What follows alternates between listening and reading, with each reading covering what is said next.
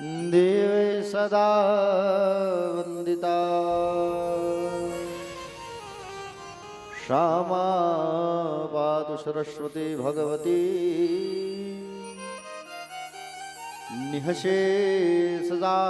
निःशेषजाड्याम्पः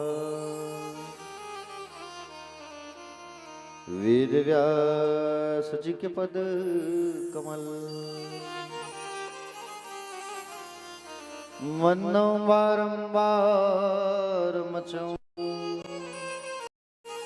शरण गाऊं श्री कृष्ण की अनुमत हो तो सहाय देवी प्रपन्नार्ति हरे प्रसिद्ध प्रसीद मातर जगोखिल प्रसीद विश्वेश्वरी पाहि विश्व त्वमीश्वरी देवी चराचरस्य मनोजवं मारुततुल्यवेगं जितेन्द्रियं बुद्धिमतां वरिष्ठं वातात्मजं वानरयुथमुख्यं श्रीरामदूतं शरणं प्रपद्ये अधरं मधुरं वदनं मधुरं नयनं मधुरं हसितं मधुरं मधुरं मधुरं वदनं मधुरं नयनं मधुरं हसितं मधुरं हृदयं मधुरं गमनं मधुरं मधुराधिपतेरखिलं मधुरं हृदयं मधुरं गमनं मधुरं मधुराधिपतेरखिलं मधुरं वचनं मधुरं चरितं मधुरं वचनं मधुरं वलितं मधुरं वचनं मधुरं चरितं मधुरं वचनं मधुरं वदितं मधुरं चलितं मधुरं भ्रमितं मधुरं मधुराधिपतेरखिलं मधुरं चलितं मधुरं भ्रमितं मधुरं मधुराधिपतेरखिलं मधुरम्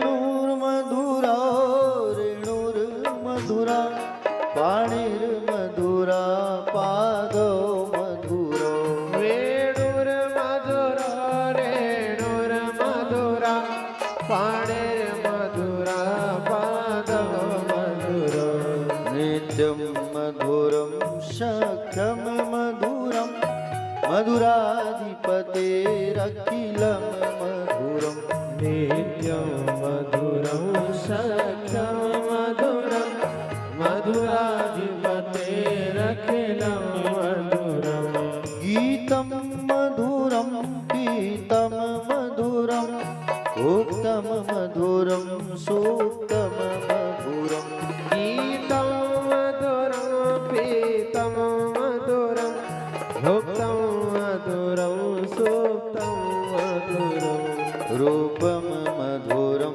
तिलकं मधुरं मधुराधिपतेरखिलं मधुरम् रूपं मधुरं तिलकं मधुरं मधुराधिपतेरखिलं मधुरम्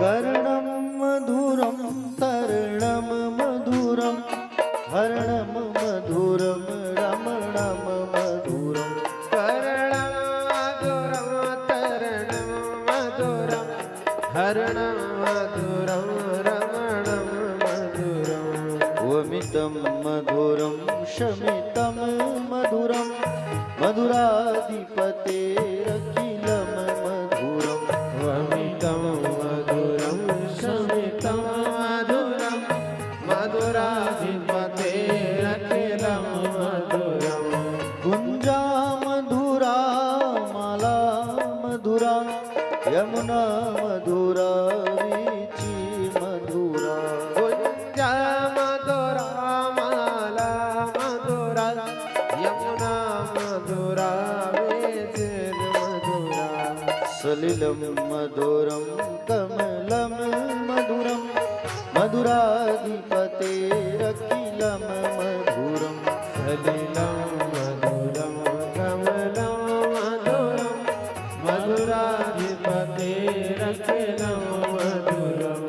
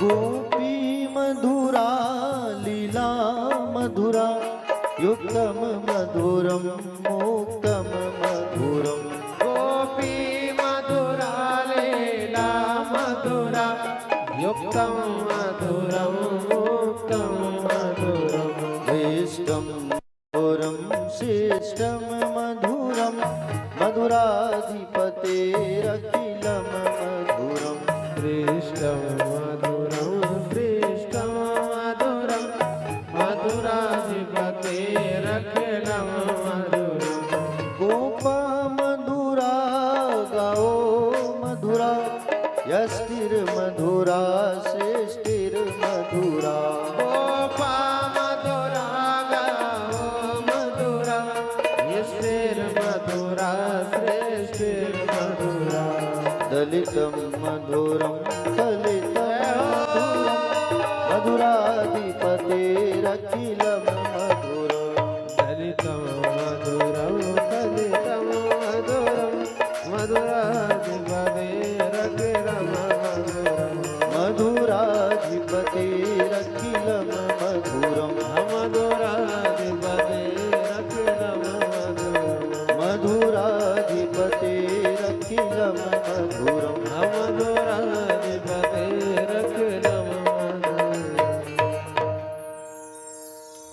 मधुरा धीपतिरखिलं मधुरम् मुलिगुण भगवान की जय राधा रमण लाल की जय बुलवंशी वाले की जय प्यारे प्यारे ब्रज किशोरी राधा रानी की जय सीताराम जी भगवान की जय वीर हनुमंत लला की जय पूज्य अपने अपने माता पिता की जय पूज्य अपने अपने गुरुदेव भगवान की जय व्यास नारायण महाराज की जय महाकाल जी महाराज की जय काल भैरव जी महाराज की जय राजीव लोचन भगवान की जय कुलेश्वर महादेव भगवान की जय। कथा पंडाल में विराजमान सभी भक्तजन आदरणीय जन सम्मानीय जन करुणामयी ममतामयी वात्सल्यमयी दयामयी माताएं कथा पर अनुराग रखने वाले सभी अनुरागी जन भक्त प्रेमी भक्तजन दूर दूर से पधारे हुए सभी भक्त प्रेमी और अध्यात्म प्रेमी आप सभी का व्यास मंच से हार्दिक वंदन है, स्वागत है, अभिनंदन है। आइए सबसे पहले हम सब जो है अपने मन को शुद्ध करते हैं और मन को एकाग्रचित्त करके भगवान का सत्संग करते हैं। उसके पश्चात फिर आज की पतित पावन पुण्यमयी कथा पर हम सब जो है प्रवेश करेंगे। मुझे वृंदावन विहारी लाल की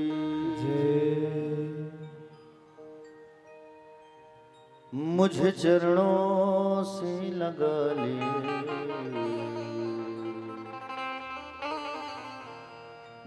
मेरे श्याम मुरली वाले मुझे चरणों से लगा ले मेरे श्याम मुरली वाले मुझे चरणों से लगा ले मेरे श्याम मुरली वाले मुझे चरणों से लगा ले मेरे श्याम मुरली वाले मुझे चरणों से लगा ले मेरे श्याम मुरली वाले मेरी श्वास श्वास में तेरा मेरी श्वास श्वास में तेरा मेरी श्वास श्वास में तेरा मेरी श्वास श्वास में तेरा है नाम मुरली वाले मुझे चरणों से लगा ले मेरी श्याम मुरली वाले मुझे चरणों से लगा ले मेरी श्याम मुरली वाले।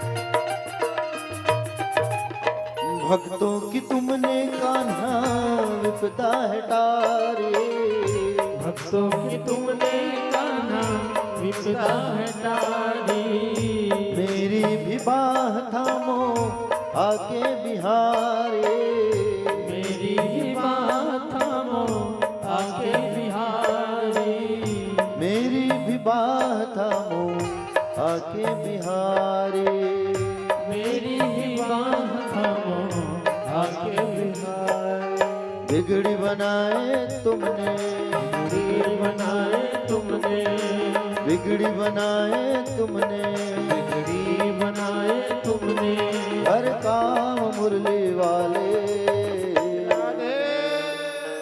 मुझे चरणों से लगा ले मेरे श्याम मुरली वाले मुझे चरणों से लगा ले मेरे श्याम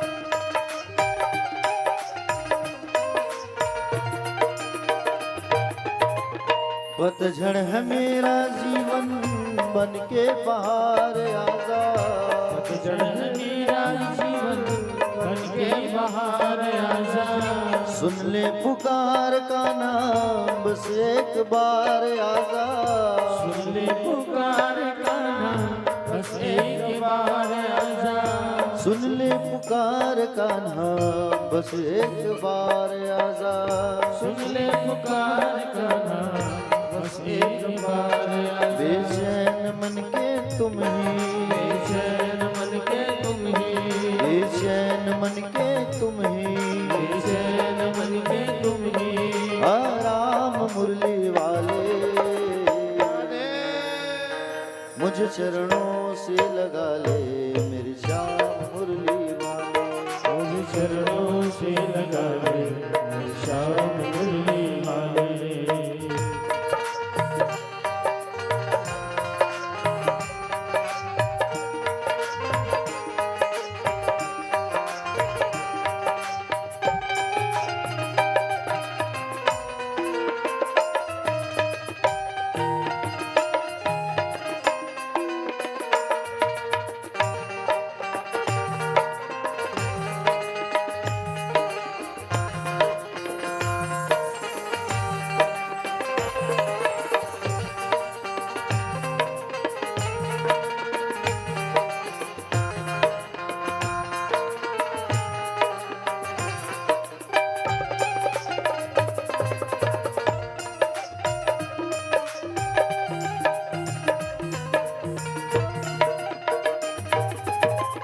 तुम हो दया के सागर जन्मों की मैं हो प्यासी, तुम हो दया के सागर जन्मों की मैं हो प्यासी, दे दो सगा मुझे भी चरणों में बस जरा सी, दे दो जगह मुझे भी चरणों में बस जरा सी, दे दो सगा मुझे भी चरणों में बस जरा सी, दे दो मुझे जगह भी चरणों में बस जरा सी, सुबह तुम्ही हो तुम ही, सुबह तुम्ही हो तुम ही, सुबह तुम्ही हो तुम ही, सुबह तुम्ही हो तुम ही, मेरे श्याम मुरली वाले मुझ चरणों से लगा ले मेरे श्याम मुरली वाले, मुझ चरणों से लगा ले मेरे श्याम मुरली वाले, मेरी श्वास श्वास में तेरा, मेरी श्वास श्वास में तेरा, मेरी श्वास श्वास में तेरा, मेरी श्वास श्वास में तेरा, है नाम मुरली वाले मुझ चरणों से लगा ले मेरे श्याम मुरली वाले, मुझ चरणों से लगा ले मेरे श्याम मुरली वाले, मुझ चरणों से लगा ले मेरे श्याम मुरली वाले, मुझ चरणों से लगा ले मेरे श्याम मुरली वाले, मेरे श्याम बंसी वाले, मेरे श्याम मुरली वाले, मुरली वाले श्याम मुरली वाले, मेरे श्याम मुरली वाले, मेरे श्याम बंसी वाले, मेरी श्वास श्वास में तेरा है नाम मुरली वाले, ओ मुझे चरणों से लगा ले मेरे श्याम मुरली वाले, मुले गोविंद भगवान की जय, राधा रमण लाल की जय। उठाइए दोनों हाथ सब और एक बार कहिए राधे राधे। श्याम से मिला दे। कल कहाँ पहुंचे थे हम सब कथा में? शिव और पार्वती की मंगलमय विवाह और उस पर हम सब जो है चर्चा पर चर्चा किए थे। प्यारे भक्तजन, श्री सुखदेव जी महाराज कहने लगे राजा परीक्षित से, बोले हे राजा,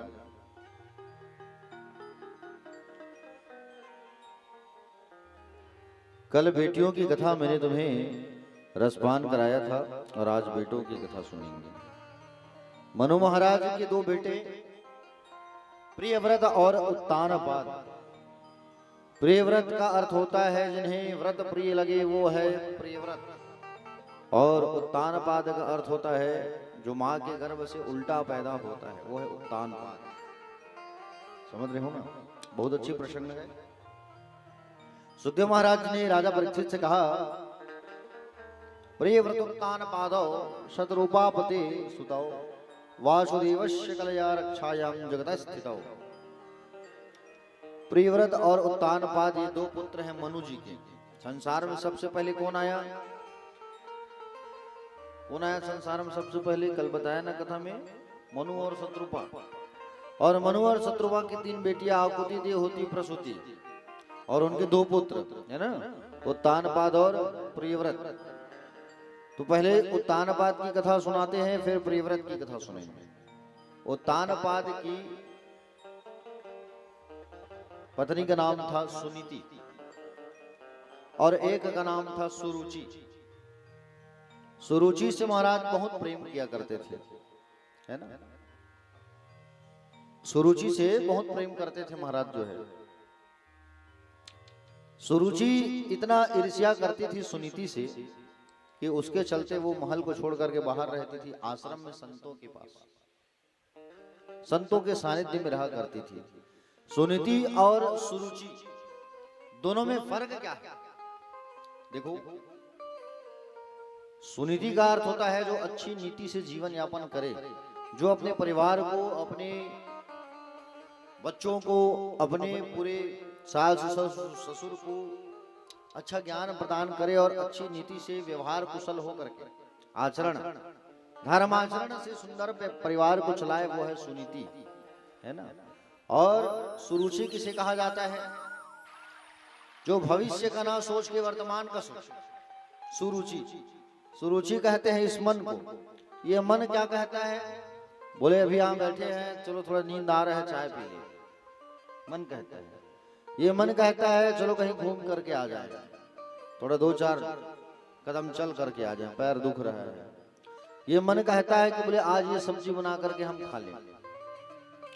मन आपका कहता है कि बोले परिवार वालों के यहाँ से थोड़ा बैठ करके आ जाए, घूम के आ जाए, ये मन कहता है। तो मन जो कहता है उसे कहते हैं सुरुचि। रुचि, रुचियों की ओर भागना ही सुरुचि है। रुचियों की ओर भागना ही सुरुचि है। सुनीति का अर्थ होता है जो अच्छे नीति से जीवन यापन करे। सुनीति सुरुचि के कारण आश्रम में रहा करती थी, संतों की सेवा करने लगी। सुनीति मैया गर्भवती थी, और सुनीति मैया जो है जब गर्भवती थी तो संतों की सेवा करती थी, प्रसादी ग्रहण करती थी, जिनका शुरुआत मीठा खा के करती थी। बालक जो आया बड़ा आचरण स्वरूप बालक आया। बालक का नाम रखा गया ध्रुव। क्या नाम रखा गया? ध्रुव नाम रखा गया। ध्रुव, ध्रुव जो है इतना संस्कारवान बालक था। ध्रुव के अंदर बहुत सारे ज्ञान की बातें थी। ध्रुव जो है ज्ञानी था, अविनाशी था, और ध्रुव जो है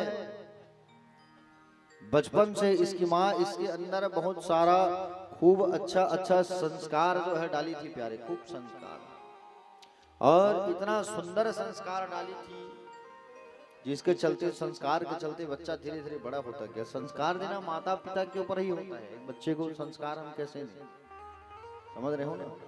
एक बच्चे को संस्कार हम कैसे प्रदान करें, माता पिता के ऊपर होता है। और माता पिता की बात को जब वो बच्चा बड़ा होकर के ना माने तो उसका खामियाजा माँ बाप को ही भुगतना पड़ता है, क्योंकि इसमें माँ बाप की गलती है। जैसा तुम बीज डालोगे वैसे वो फल उगेगा, फल देगा। पेड़ तुम बोगे बबूल का और कहोगे उसमें फल आम का लगे, तो ये यथासंभव नहीं है। इसलिए लोहा गर्म रहता है बचपने में, उसे जैसा मारोगे, जैसा ढालोगे, जैसा मोड़ोगे, उधर वो मन जो है जाता है। बचपने में जब बच्चे को संस्कार नहीं मिलता और वो बच्चा जब बड़ा हो जाता है ना तो बड़ा तकलीफ होता है। जब वो बच्चा बात नहीं मानता तो फिर बहुत खेद होता है, कष्ट होता है। उस समय में फिर आप पछतावा करते कि हम क्या करें। उस समय आपको कुछ सोचता नहीं, फिर क्या किया जाए, कैसे करें।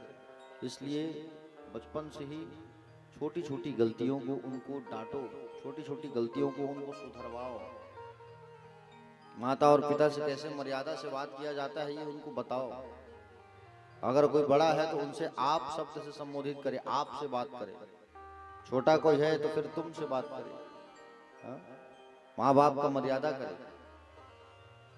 माँ बाप जब बात कर रहे हैं वहां छोटे बच्चे को बात नहीं करना चाहिए, बच्चों को चुप रहना चाहिए। लेकिन आज के बच्चे उल्टा है, माँ बाप कहीं बात कर रहे हैं तो फट से वहां टांग लड़ाएंगे।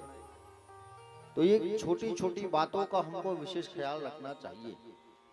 छोटी छोटी जो बातें हैं उसे हमें अपने दिमाग पर रखना चाहिए। सुनीति जो है आश्रम में रह करके सुंदर संतों की सेवा की। संतों ने एक दिन कहा कि बेटा हम तुम्हें आशीर्वाद देना चाहते हैं, मांगो, क्या मांगना है। इस पर उन्होंने कहा कि बोले हे गुरुदेव, मेरी जो छोटी बहन आई है उनका कोई बेटा नहीं हुआ है, उनको आशीर्वाद दे दो, एक संतान हो जाए उनकी। अरे जिसके आने से तुम बाहर चली आई, तुम घर से बाहर चली आई हो, अब हमारे यहाँ तुम आश्रम में रह रही हो और तुम उसके लिए संतान की कामना कर रही हो सुनीति। बोले नहीं नहीं गुरुदेव दे दो, आशीर्वाद दे दो। तब संतों ने आशीर्वाद दिया। तब सुरुचि का भी एक बेटा हुआ, उसका नाम पड़ा उत्तम। उत्तम वो तो मतलब ईश्वर, तम मतलब अंधकार। जो ईश्वर के नजदीक रह करके अंधकार में जो डूबा रहे उसे कहा जाता है उत्तम। एक दिन की बात है, ध्रुव जी खेलते कूदते अपने पिता के महल में पहुंचे। और खेलते कूदते जब पिता के महल में पहुंचे, तब महल में जैसे पहुंचे तब महल में उन्होंने क्या देखा कि महल में पिताजी जो है छोटे भाई को गोद में बैठाए हैं। अब महल में पिताजी जो है छोटे भाई को गोद में बैठाए हैं तो उनकी भी इच्छा हुई कि मैं भी बैठ जाऊं पिता की गोद में। भाई मेरा भी तो बाप, एक बाप का अगर 2 से 3 संतान है और एक संतान जो है प्यार कर रहा है और दूसरे को ना करे तो चलेगा क्या? भाई दोनों को समान प्यार देगा एक बाप जो है। अब ध्रुव ने देखा कि बोले छोटा भाई पिता की गोद में बैठा है जंगल में, चलो मैं भी जाके एक तरफ मैं भी बैठ जाऊं। सभा लगा था, राजा बैठे थे उत्तानपाद, ध्रुव जी महाराज जाने लगे। अब ध्रुव जी महाराज को जब आते देखा किसने? सौतेली माँ ने। सौतेली माँ के मन में ये भाव जागा, कहीं ये महाराज की गोद में बैठ जाएगा तो पूरा राज्य, पूरा सम्राट बोले इसको देना पड़ जाएगा, बड़ा बेटा है। तो सौतेली माँ वही रुकती है, ध्रुव रुक रुक, कहाँ जा रहा है? तो वो कहती है कि बोले मैं पिताजी की गोद में बैठने जा रहा हूँ माँ। अच्छा क्यों बैठना चाह रहा है? बोले इच्छा कर रहा है, पिता की गोद में बैठेगा तो उत्तराधिकारी बन जाऊंगा, ये सोचता है क्या तू? हाँ, पिता की गोद में नहीं बैठना है तुझे, पिता की गोद में बैठने का अधिकार क्या? उत्तम को है मेरा बेटा को, और तुझे बैठना है तो तू भी मेरा बेटा बन। तू सुनीति का बेटा है, मेरा बेटा नहीं है। जा भगवान को जा करके बोल कि तू मेरे गर्भ से, मेरी कोख से तू जन्म ले, मेरे कोख से जब जन्म लेगा तब पिता की गोद में बैठ पाएगा। चल हट यहाँ से। धक्का दे दी। पिता की गोद में बैठना है तो परम पिता को प्राप्त कर, तपस्या कर रहा जंगल।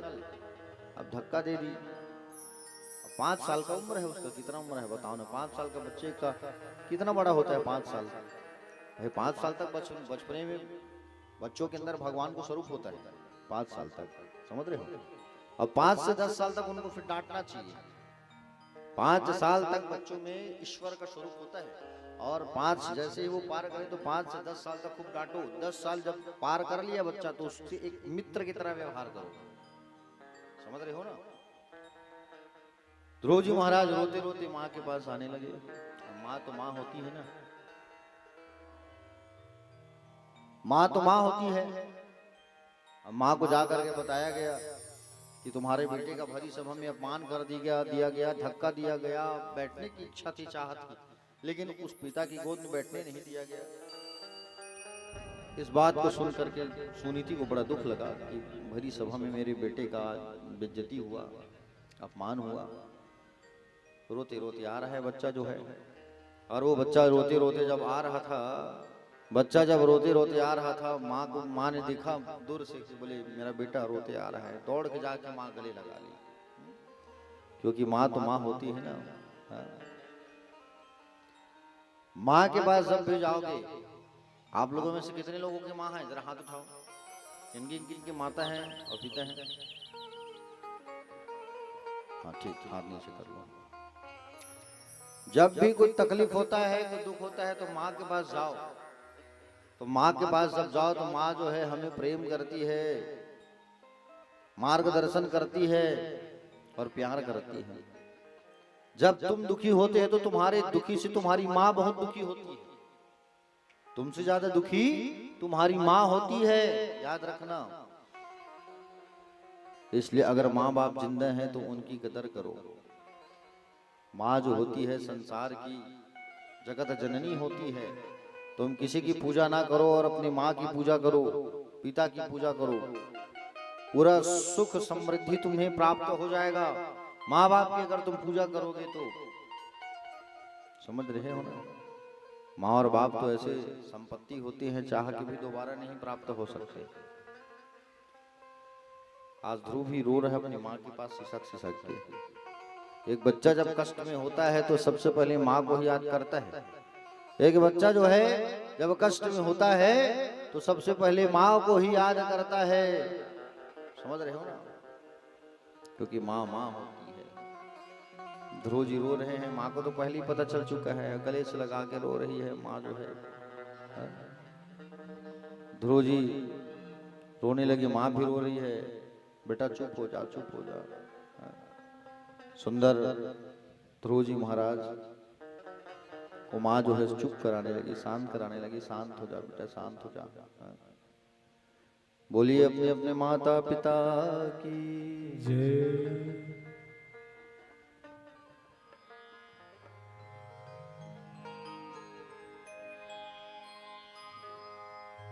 तुम ही मेरे जीवन हो,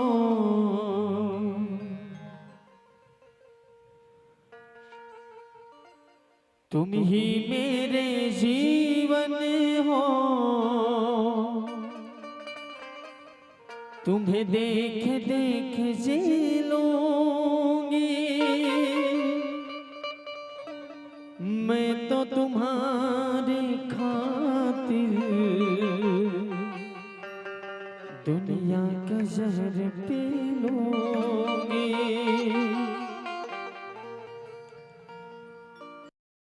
पावन चरणों में आकाश झुका देंगे हम, तेरी राहों में जो शोले हो तो खुद को बिछा देंगे हम।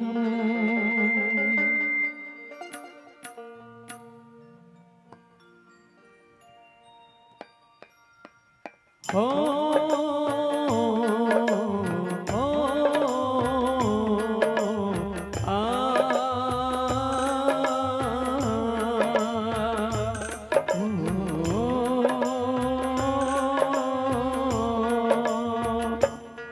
सूरज कब दूर गगन से, चंदा कब दूर किरण से, खुशबू कब दूर पवन से, कब दूर बहार चमन से। ये बंधन तो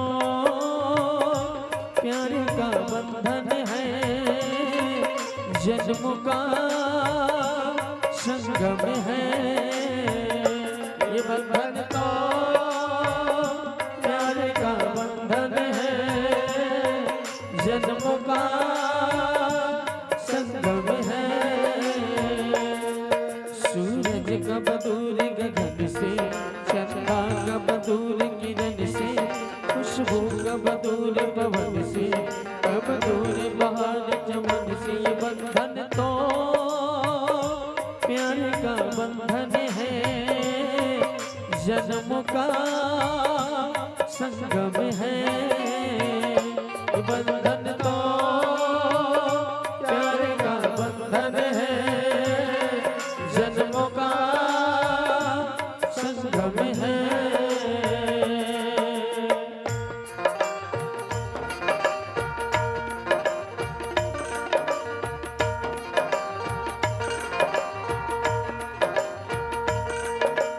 ओ, ओ, आ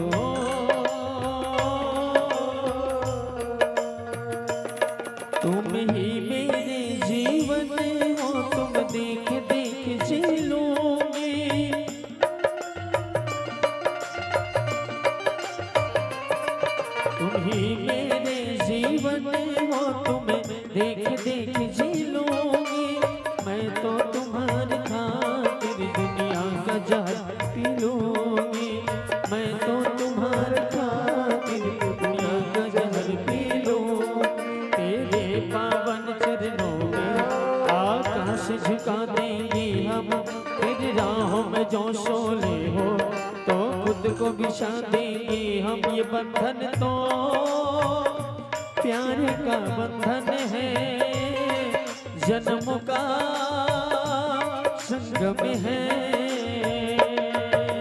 तो प्यार का बंधन है, जन्म का संगम है।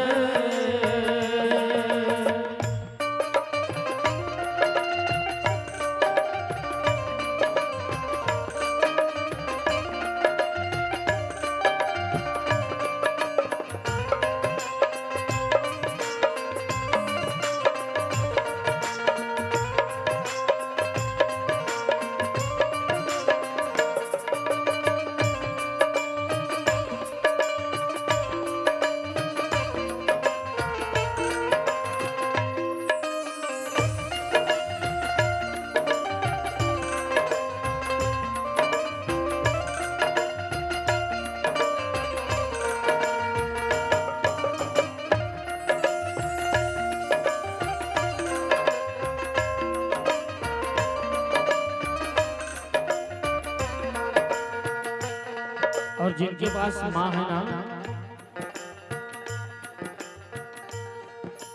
है मेरी माँ, कहिए रोज कहिए अपनी मम्मी से, अपने पापा से, तुम ही हो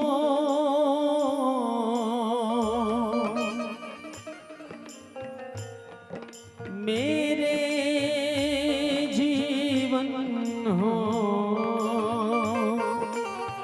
ये माँ, तुम ही तो मेरे जीवन हो।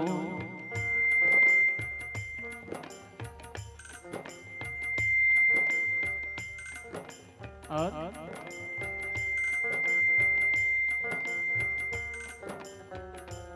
ममता की मूरत है तो सबसे प्यारी है।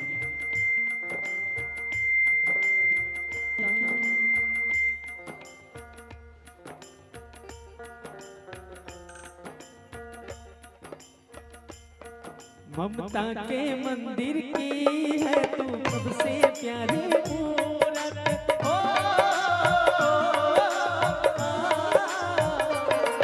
ममता के मंदिर की है तू सबसे प्यारी मूरत, मंदिर की है सबसे प्यारी मूरत। भगवान नजर आता है जब देखे तेरी सूरत, भगवान नजर आता देखे तेरी सूरत। जब जब दुनिया में आए तेरा ही आंचल पाए, जब जब दुनिया में आए तेरा ही आंचल पाए। जब भी इस दुनिया में आऊं ना माँ तो तेरा ही आंचल पाऊं।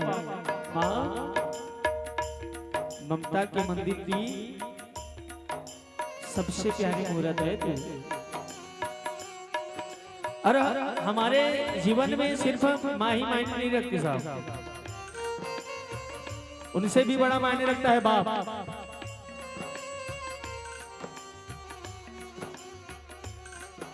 अगर बाप होते हैं ना तो ये जितने भी बाजार है ना, पूरे सब बाजार के खिलौने अपने होते हैं। रोटी पीता कपड़ा है, मकान है, रोटी है। एक नन्ही सी परिंदे की जान होती है।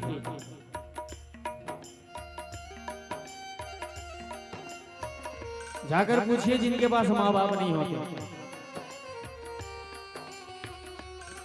इतने दर बदर की ठोकरें खाते हैं इन लोग।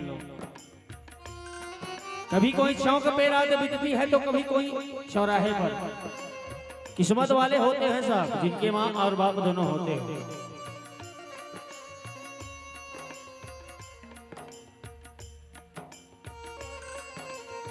और आइए उस पापा के लिए दो लाइन। चंदा ने पूछा तारों से, तारों ने पूछा हजारों से। चंदा ने पूछा तारों से, तारों ने पूछा हजारों से। सबसे प्यारा कौन है? चलिए गाइए सभी। जिसकी बदौलत हम इस दुनिया में आए हैं उनके लिए दो लाइन स्पष्ट कर देना चाहूंगा। पापा मेरे पापा, पापा मेरे पापा, अंबर से ऊंचे पापा, धरती से गहरे पापा, अंबर से ऊंचे पापा, धरती से ऊंचे पापा, अंबर से ऊंचे पापा, धरती से गहरे पापा, अंबर से ऊंचे पापा, धरती से ऊंचे पापा। पापा तो मेरे भगवान है, पापा से ही मिला सम्मान है। पापा तो मेरे भगवान है, पापा से ही मिला सम्मान है। और जो फूल होते हैं ना, फूल कलियों से प्यारे पापा, फूलों से न्यारे पापा, कलियों से प्यारे पापा, फूलों से प्यारे पापा। पापा तो मेरे भगवान है, पापा से ही मिला सम्मान है। पापा तो मेरे भगवान है, पापा से मिला सम्मान है। हो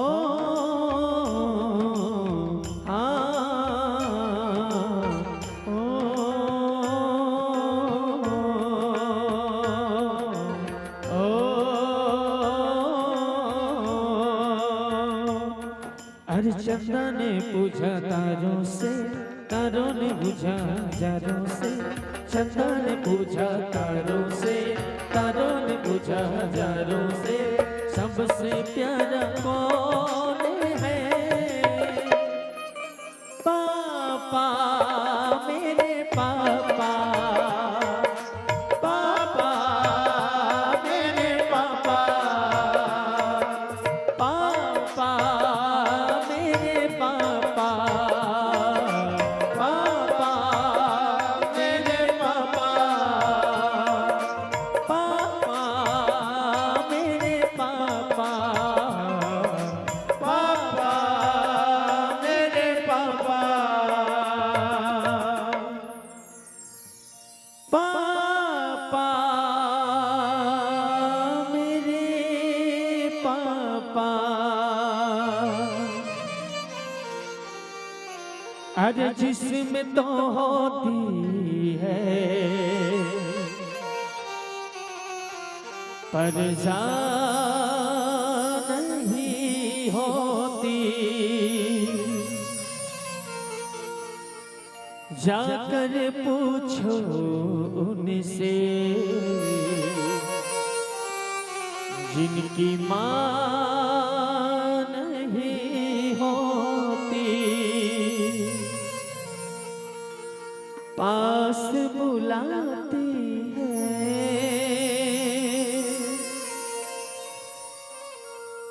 कितना रुलाती है,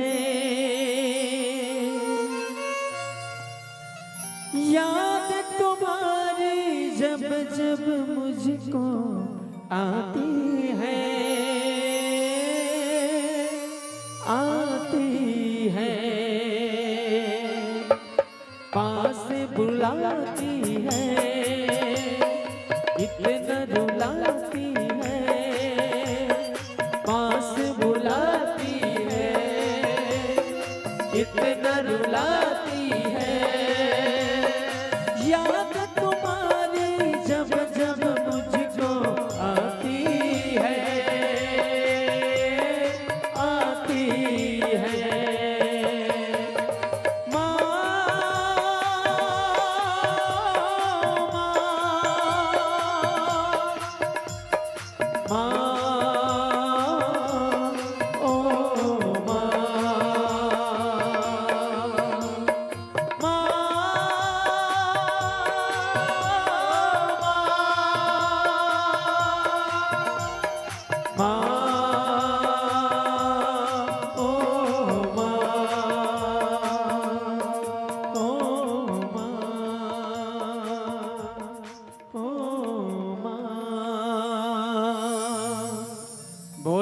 अपने माता पिता की। राधे राधे। से मिला दे।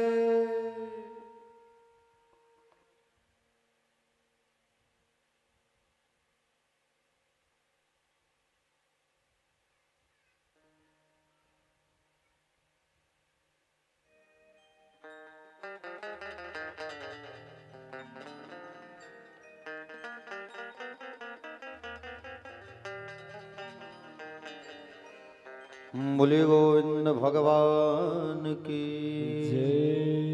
दोनों हाथ उठाइए और सभी बड़े भाव से कहिए राधे राधे। श्याम से मिला दे।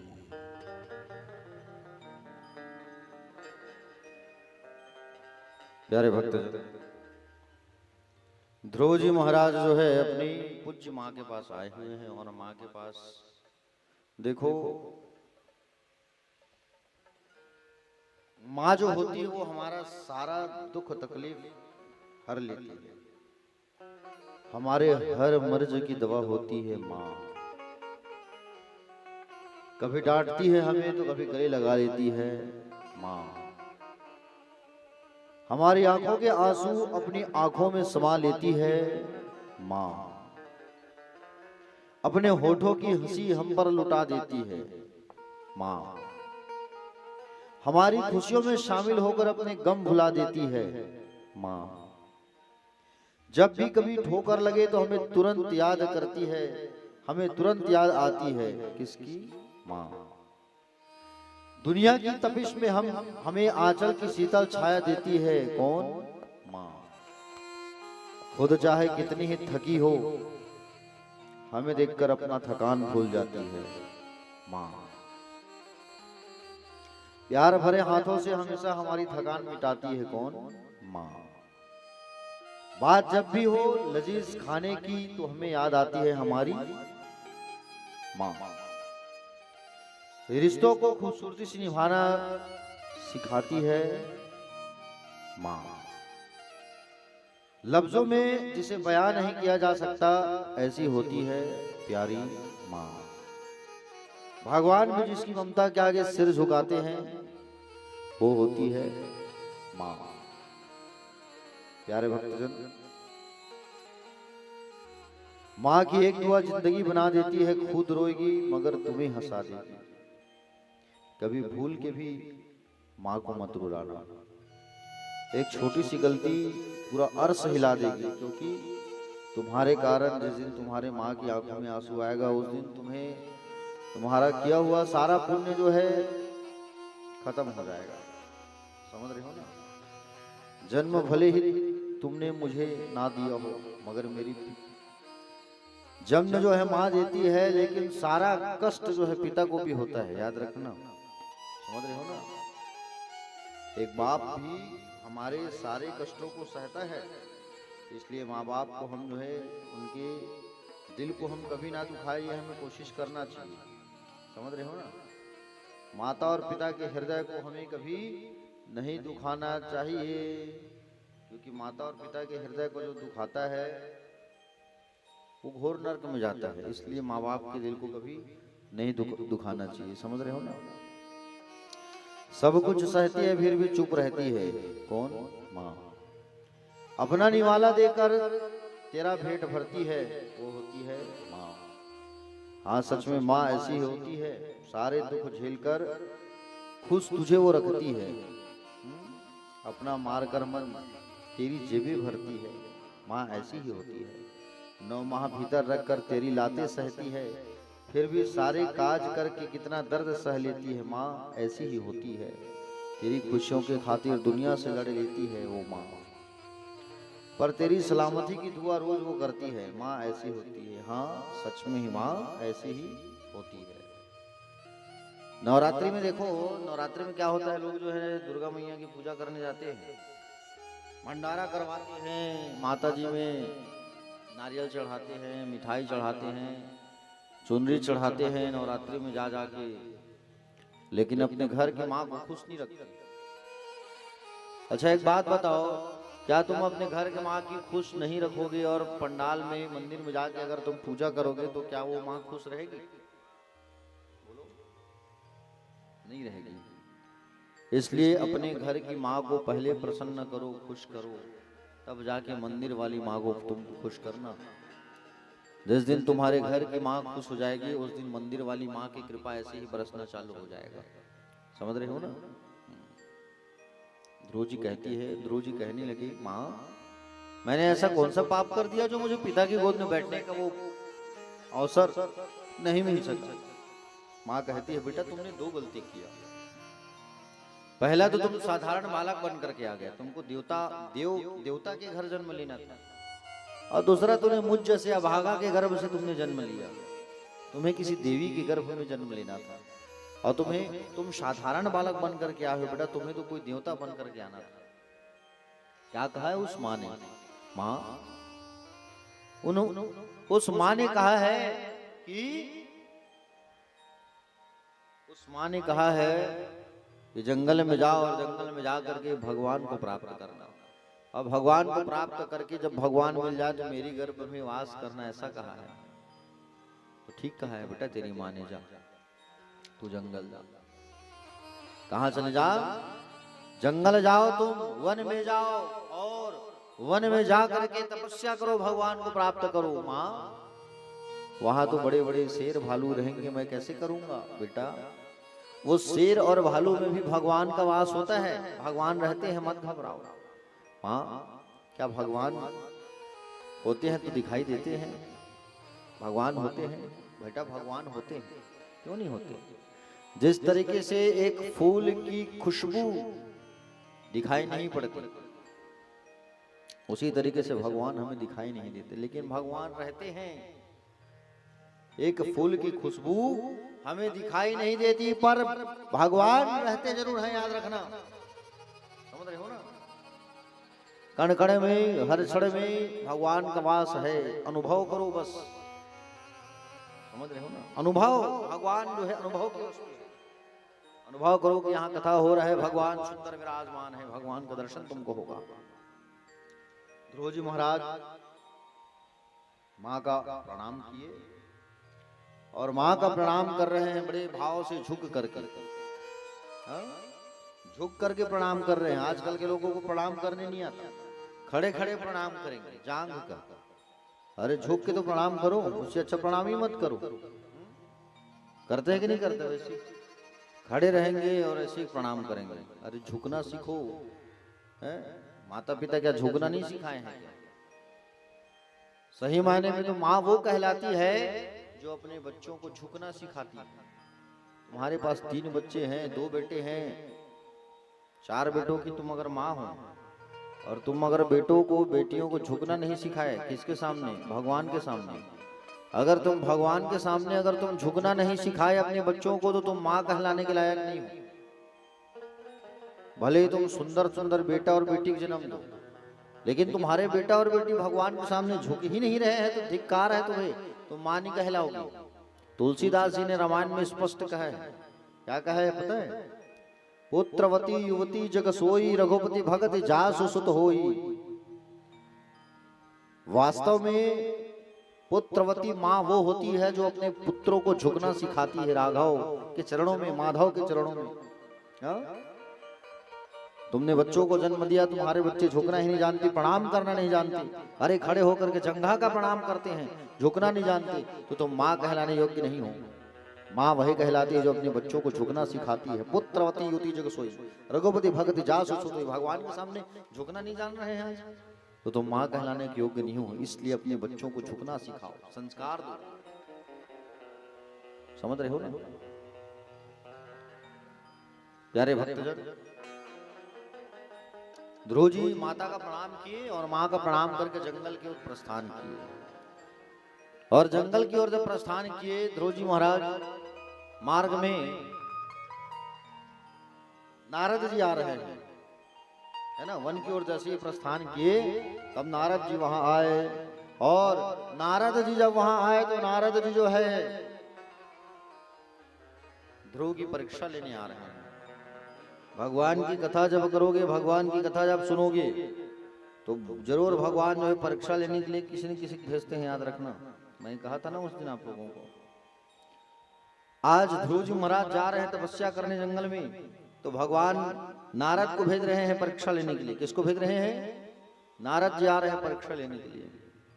नारद, जिनकी वाणी कभी रद्द नहीं होती वो है नारद, जिनकी वाणी कभी रद्द ही नहीं होती वो है नारद। और नारद जी महाराज का आगमन हुआ। समझ रहे हो ना प्यारे भक्तजन, जीवन में गुरु का होना बहुत जरूरी है। आज नारद जी गुरु बनकर के आ रहे हैं। गा कहते हैं अंधकार को और रू कहते हैं प्रकाश को। हमारे हृदय में अज्ञान रूपी अंधकार को निकाल करके जो ज्ञान का प्रकाश भर दे वो है गुरु। गुरु किसे कहा गया है?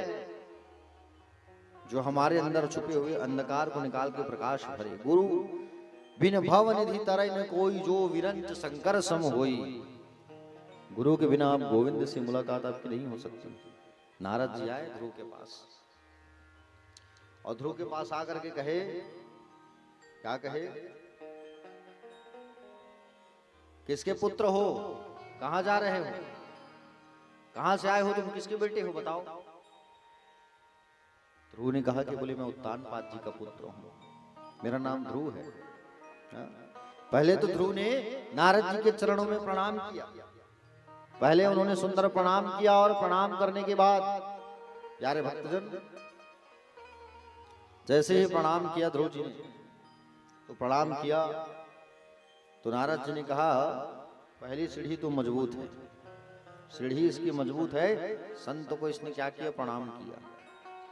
नारद जी ने पूछा, बोले कहां जा रहे हो बेटा? तो कहे बोले वन में जा रहा हूं, जंगल जा रहा हूं। वन में क्या करोगे? परमात्मा को प्राप्त करना है। नारद जी हंसने लगे। वन में भगवान, जंगल में भगवान रहता है कि शेर भालू रहते हैं? कौन रहते हैं? जंगल के हो? देखे हो जंगल एक आध बार? रायपुर वाले मन है नहीं देखे हो? ओहो, रायपुर ले बाहर गेच नहीं हो तुम मन है? खाली रायपुर में रही हो? अरे जंगल जाओ, इधर गरिया बंद हो गया, जगदलपुर हो गया, कवर्धा हो गया, है कि नहीं? जंगल में कौन रहता है? शेर भालू। नारद जी कहे जंगल में शेर भालू का वास होता है। तो ध्रुव ने कहा शेर भालू में भी परमात्मा का वास होता है, मेरी माँ ने बताया है। नारद जी कहे दूसरी सीढ़ी भी पक्की है। परीक्षा ले रहे नारद जी, इसकी दूसरी सीढ़ी भी बिल्कुल पक्का है।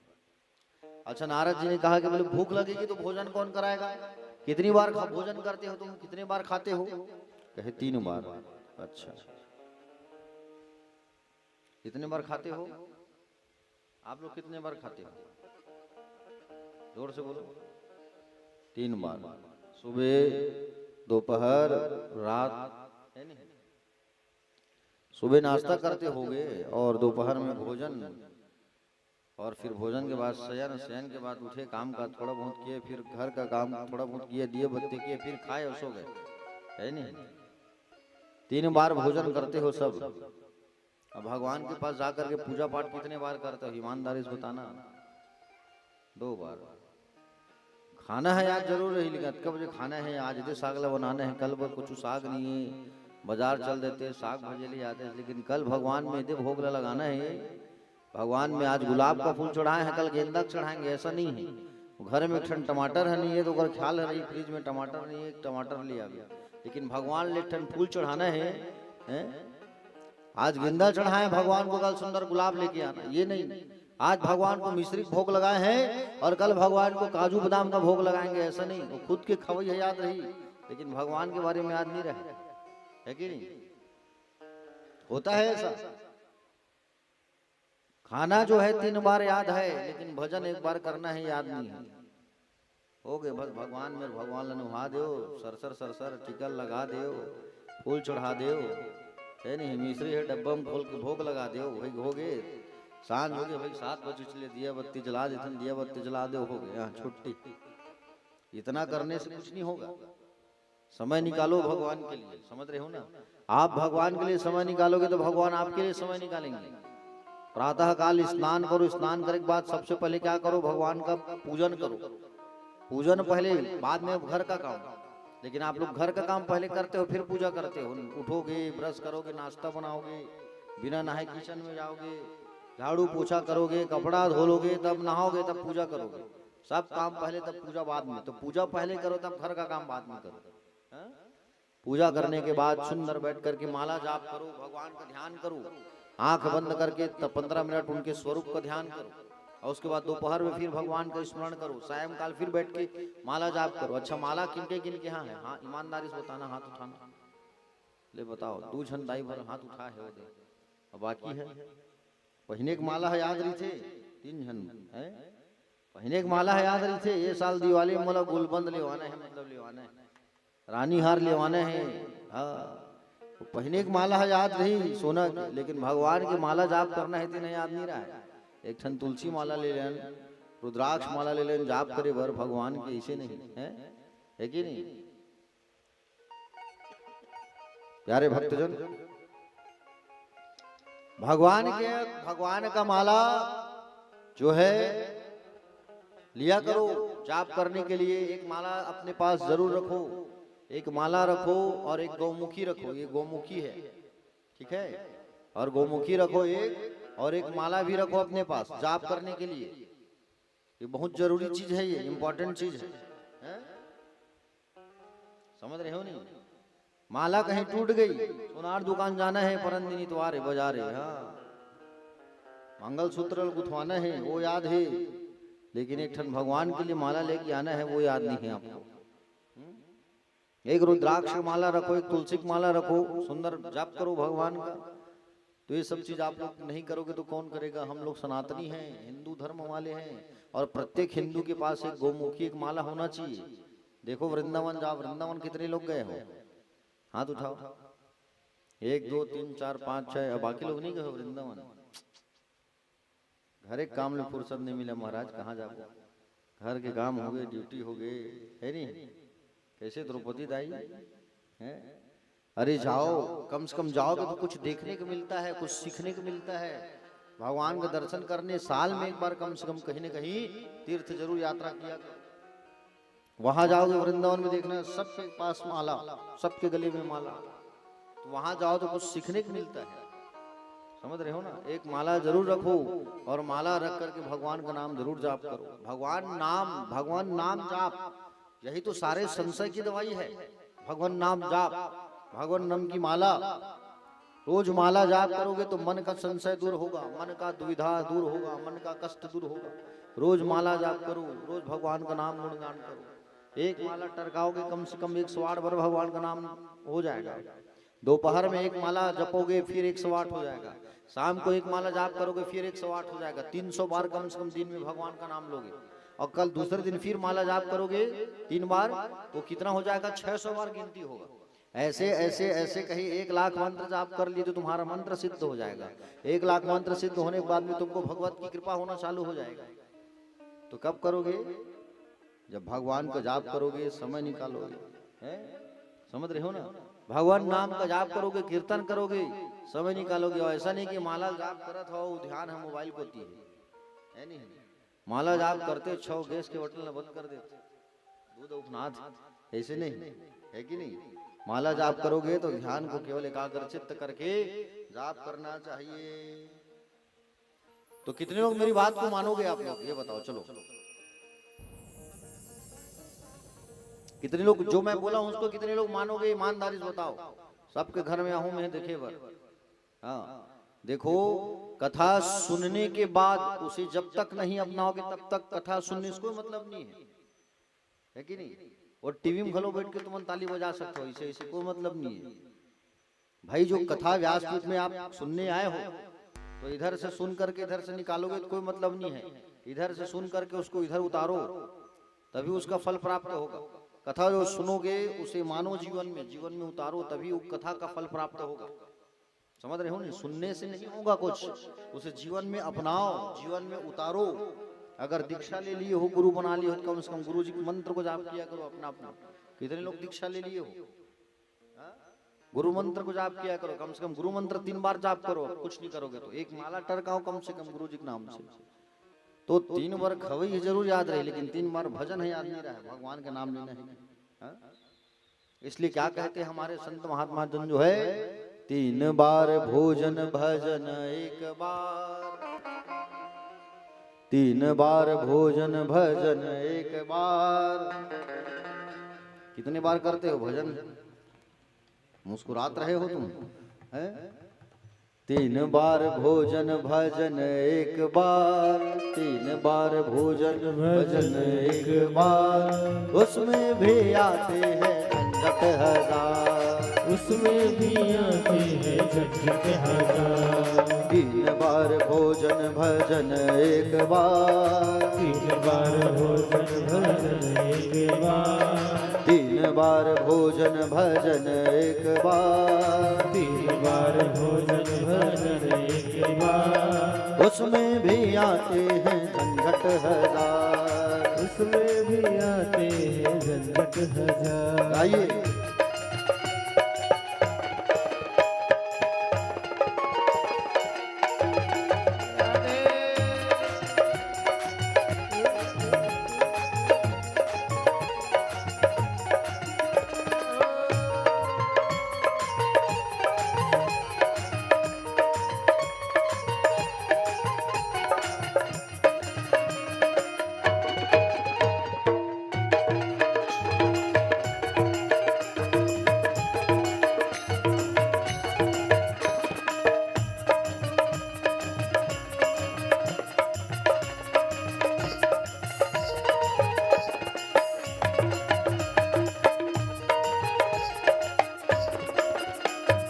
मन करता है मैं गंगा नहाऊं, मन करता है मैं गंगा नहाऊं, मन करता है मैं गंगा नहाऊं, मन करता है मैं गंगा नहाऊं, गंगा नहाऊं मैं यमुना नहाऊं, गंगा नहाऊं मैं यमुना नहाऊं, गंगा नहाऊं मैं यमुना नहाऊं, गंगा नहाऊं मैं यमुना नहाऊं। गंगा जाते जाते मुझको आ गया बुखार, गंगा जाते जाते मुझको आ गया बुखार, उसमें भी आते हैं झंझट हजार, उसमें भी आते हैं झंझट हजार।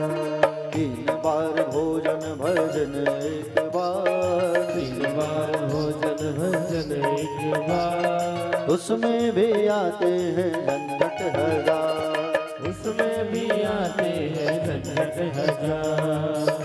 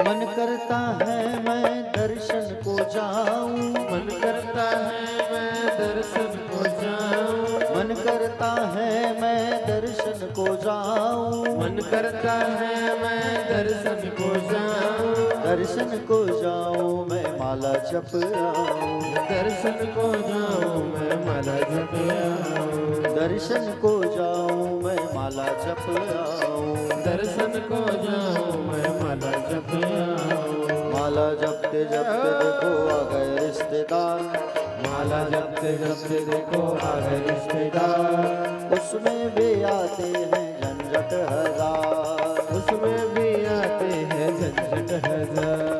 3 बार भोजन भजन एक बार, 3 बार भोजन भजन एक बार, उसमें भी आते हैं झंझट हजार, उसमें भी आते हैं झंझट हजार।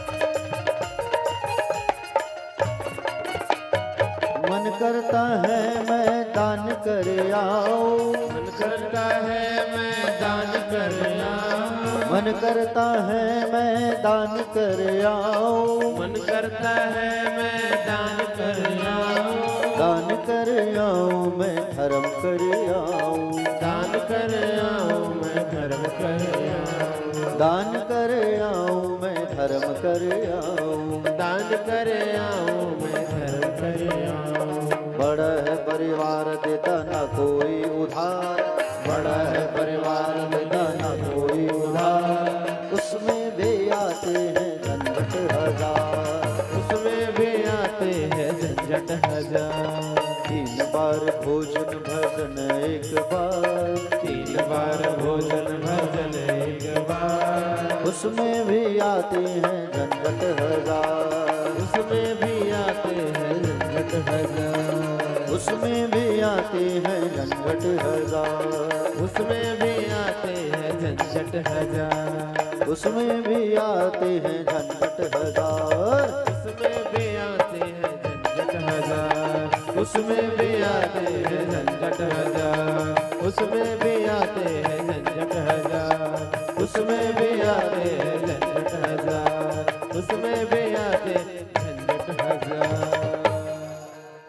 बोलिए भक्तवत्सल भगवान की जय हो। राधे राधे। श्याम से मिला दे।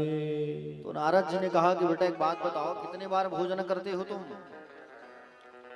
कथा में आ जाओ। तो ध्रुव जी ने कहा कि बोले 3 बार। अच्छा, तो यहाँ तुम्हें 3 बार कौन भोजन कराएगा? तुमको तो तुम्हारे घर में तुम्हारी माँ जो है गोद में बैठा करके भोजन कराती है। बोले हाँ, गोद में बैठा करके भोजन कराती है घर में, तो यहाँ कौन भोजन कराएगा तुम्हें? बोलो। ध्रुव जी ने तुरंत उत्तर दिया, जब दांत नहीं तब दूध दियो, जब दांत दियो तो कुछ और भी देगा। मतलब जब बच्चे का दांत नहीं होता तो भगवान दूध का प्रबंध करते हैं, दूध पीता है बच्चा, और दांत आ जाता है तो खाने की सारी वस्तु मिल जाती है। मिलती कि नहीं मिलती? नारद जी ने सुना इसके उत्तर को, बाप रे, तीसरी सीढ़ी भी मजबूत है। ध्रुव जी ने कहा, मेरी माँ कहती थी कि जिसको नारद मिल जाए वो उसको भगवान से मिलने से कोई नहीं रोक सकता, लेकिन मुझे तो ऐसा लग रहा है कि आप नारद नहीं हो, आप पाखंडी हो। आप नारद नहीं हो, आप बहरूपिया मालूम हो रहे हो। जैसे ही 5 साल का ध्रुव ने ऐसा कहा तो नारद जी दौड़ गए, और नारद जी दौड़ करके गले लगा लिए। वाह पुत्र, मानना पड़ेगा तुम्हें। नारद जी जैसे संत दौड़ करके उनको सुंदर गले से लगाए, छोटा सा बालक, और ध्रुव जी को सुंदर गले से लगा के कहे कि बेटा मैं ही नारद हूं, मैं तुम्हारी परीक्षा ले रहा था, मैं तुम्हारी परीक्षा ले रहा था बेटा, तुम जीत गए, लेकिन तुमने कोई गुरु बनाया? बोले नहीं, आज मैं तुम्हें मंत्र दीक्षा दूंगा, जब तुम मेरे शिष्य बन जाओगे तो तुम्हें जरूर भगवान की कृपा प्राप्त होगी, और तुम्हारे जैसा शिष्य अगर मिल जाए तो मेरी किस्मत भी खुल गई, समझो। तुम्हारे जैसा शिष्य पाके मैं भी धन्य हो गया। कानों पर सुंदर मंत्र दे दिया, कानों में सुंदर मंत्र दिया, 12 अक्षर मंत्र, नारद जी उनके गुरु बन गए, और कहे कि बेटा तुम चले जाओ। कहाँ? तुम चले जाओ यमुना किनारे, और यमुना जा करके मधुवन चले जाओ, और मधुवन जाओगे वहां पर जा करके तुम जो है मन को जितना, मन को काबू करना, और यमुना में स्नान करना, अपने जीभ पर काबू करना, धीरे धीरे जीभ को वश में करना, फल खाकर भजन करना, और मुझे विश्वास है तुम्हें गोविंद जरूर मिलेंगे। हाथ जोड़ करके नारद जी गोविंद का ध्यान लगा के कहे, भगवान मैंने कह तो दिया गोविंद मिलेंगे, लेकिन आप भी मेरी लाज रख लेना। नारद जी कह रहे हैं आप भी मेरी लाज रख लेना, मैंने छोटे से बालक को कह दिया कि गोविंद मिलेंगे, लेकिन आप भी इसकी बात को ख्याल रखना, जल्दी आ जाना भगवान दर्शन देने। नारद जी ने कहा, क्योंकि नारद संत है, और संत जो है भगवान से जब कहते हैं तो भगवान को तुरंत सुनना पड़ता है, समझ रहे हो ना। और ध्रुव जी चले आए यमुना किनारे, ध्रुव जी यमुना किनारे आकर के सुंदर भगवान का भजन करने लगे, सत्संग करने लगे, कीर्तन करने लगे। सुंदर स्नान किया। स्नान करने के बाद में तपस्या चालू किया। तपस्या कैसी? हाँ? पहला महीना ध्रुव जी जो है बरगद के वृक्ष के नीचे ओम नमो भगवते वासुदेवाय जप रहे हैं। 3-3 दिन का उपवास किया। 3-3 दिन का। तीसरे दिन खाते थे क्या? बेर। जंगल में और क्या मिलेगा? बोई है कि नहीं? बेर हो गया, पत्ता हो गया, यमुना का पानी हो गया, वायु। दूसरा महीना 6-6 दिन का व्रत उपवास। दूसरे महीने में 6-6 दिन का उपवास चालू कर दिया। अब बेर को खाना छोड़ दिया, केवल पत्ते। तीसरा महीना आया तो 3 दिन और बढ़ गया, उसमें ऐड हो गया 9 दिन का उपवास। अरे बाप रे! अब पत्ता भी छोड़ दिया, फल भी छोड़ दिया, पानी भी छोड़ दिया। चौथा महीना में वायु छोड़ दिया। पांचवा महीना है, एक पैर में खड़े होकर के प्राणायाम लगाया, पूरे आकाश के वायु को ग्रहण कर लिए। संसार में एक बूंद हवा नहीं, सब थर्राने लगे, सब त्राहिमाम करने लगे। दौड़ करके भगवान के शरण में आए, आके कहे भगवान जाओ अपने बच्चे को, अपने भक्त को आप जाके दर्शन दो। भगवान अपने भक्त को आप जो है जा करके दर्शन दो, गोविंद जाओ। दौड़े दौड़े भगवान आ रहे हैं। भगवान दर्शन देने नहीं, दर्शन करने आ रहे हैं। भागवत में लिखा है कि ध्रुव जी महाराज का सुंदर दर्शन करने आ रहे हैं भगवान जो है, दर्शन देने नहीं। और जैसे ही ध्रुव जी महाराज के पास पहुंचे, अंदर वो छवि दिखाई दे रही है। आंख खुला तो सामने भगवान चतुर्भुज रूप पर खड़े हैं। आहा! तो छोटे से बालक को भगवान का दर्शन हो गया। वैजंती माला, सुंदर पीतांबर धारी, 4 भुजा, शंख चक्र गदा, आहा, सब पकड़े हुए हैं। अब देख रहे हैं, ध्रुव जी भी देख रहे हैं, भगवान भी देख रहे हैं, दोनों एक दूसरे के साथ। अब 10 मिनट हो गया, 15 मिनट हो गया, दोनों देख ही रहे हैं। आधा घंटा हो गया, भक्त और भगवान दोनों देख रहे हैं एक दूसरे का, आधा घंटा तक। भगवान मुस्कुराए, तब ध्रुव भी मुस्कुराए, ध्रुव भी हंसना चालू। अब दोनों खिलखिला के हंसे। इन दोनों की हंसी को देख करके भगवान, सारे जगत के भगवान देख के ऊपर ब्रह्म देवता, इंद्र आदि सब हंसने लगे और प्रणाम किया ध्रुव जी ने। प्रणाम करने के बाद में मन में विचार किया कि माँ ने मुझे बताया नहीं कि मैं पूजा पाठ कैसे करूं। भगवान को प्राप्त कर लेना, अब प्राप्त तो हो जाएंगे, लेकिन प्राप्त होने के बाद पूजा पाठ कैसे करना है, स्तुति कैसे करना है। तब क्या किया? तब भगवान ने अपने शंख में, किसमें? शंख को भगवान ने ध्रुव के गाल में रख दिया, कपोल में। और गाल में रखा तो ध्रुव जी स्तुति गाना चालू कर दिया। ध्रुव जी जो है स्तुति, प्रविश्य मम वाचमीमां प्रसुप्तां संजीवत्यखिल शक्ते धरा सुधाम्ना अन्यास्य हस्तचरण शरणत्वगादि प्रणान्नमो भगवते पुरुषाय तुभ्यम। सुंदर ध्रुव जी महाराज सुंदर भगवान की स्तुति गाने लगे, कहने लगे, हे प्रभु, मेरी सोई हुई वाणी को आपने जगा दिया है, मैं धन्य हो गया प्रभु। आपकी वंदना कर रहे हैं, मेरा ये सोया हुआ वाणी आपकी ही गुणगान कर रहा है। जीव की वाणी सोई हुई होती है, और जिस दिन आपकी कृपा हो जाती है तो जीव जो है भगवान को प्राप्त कर लेता है।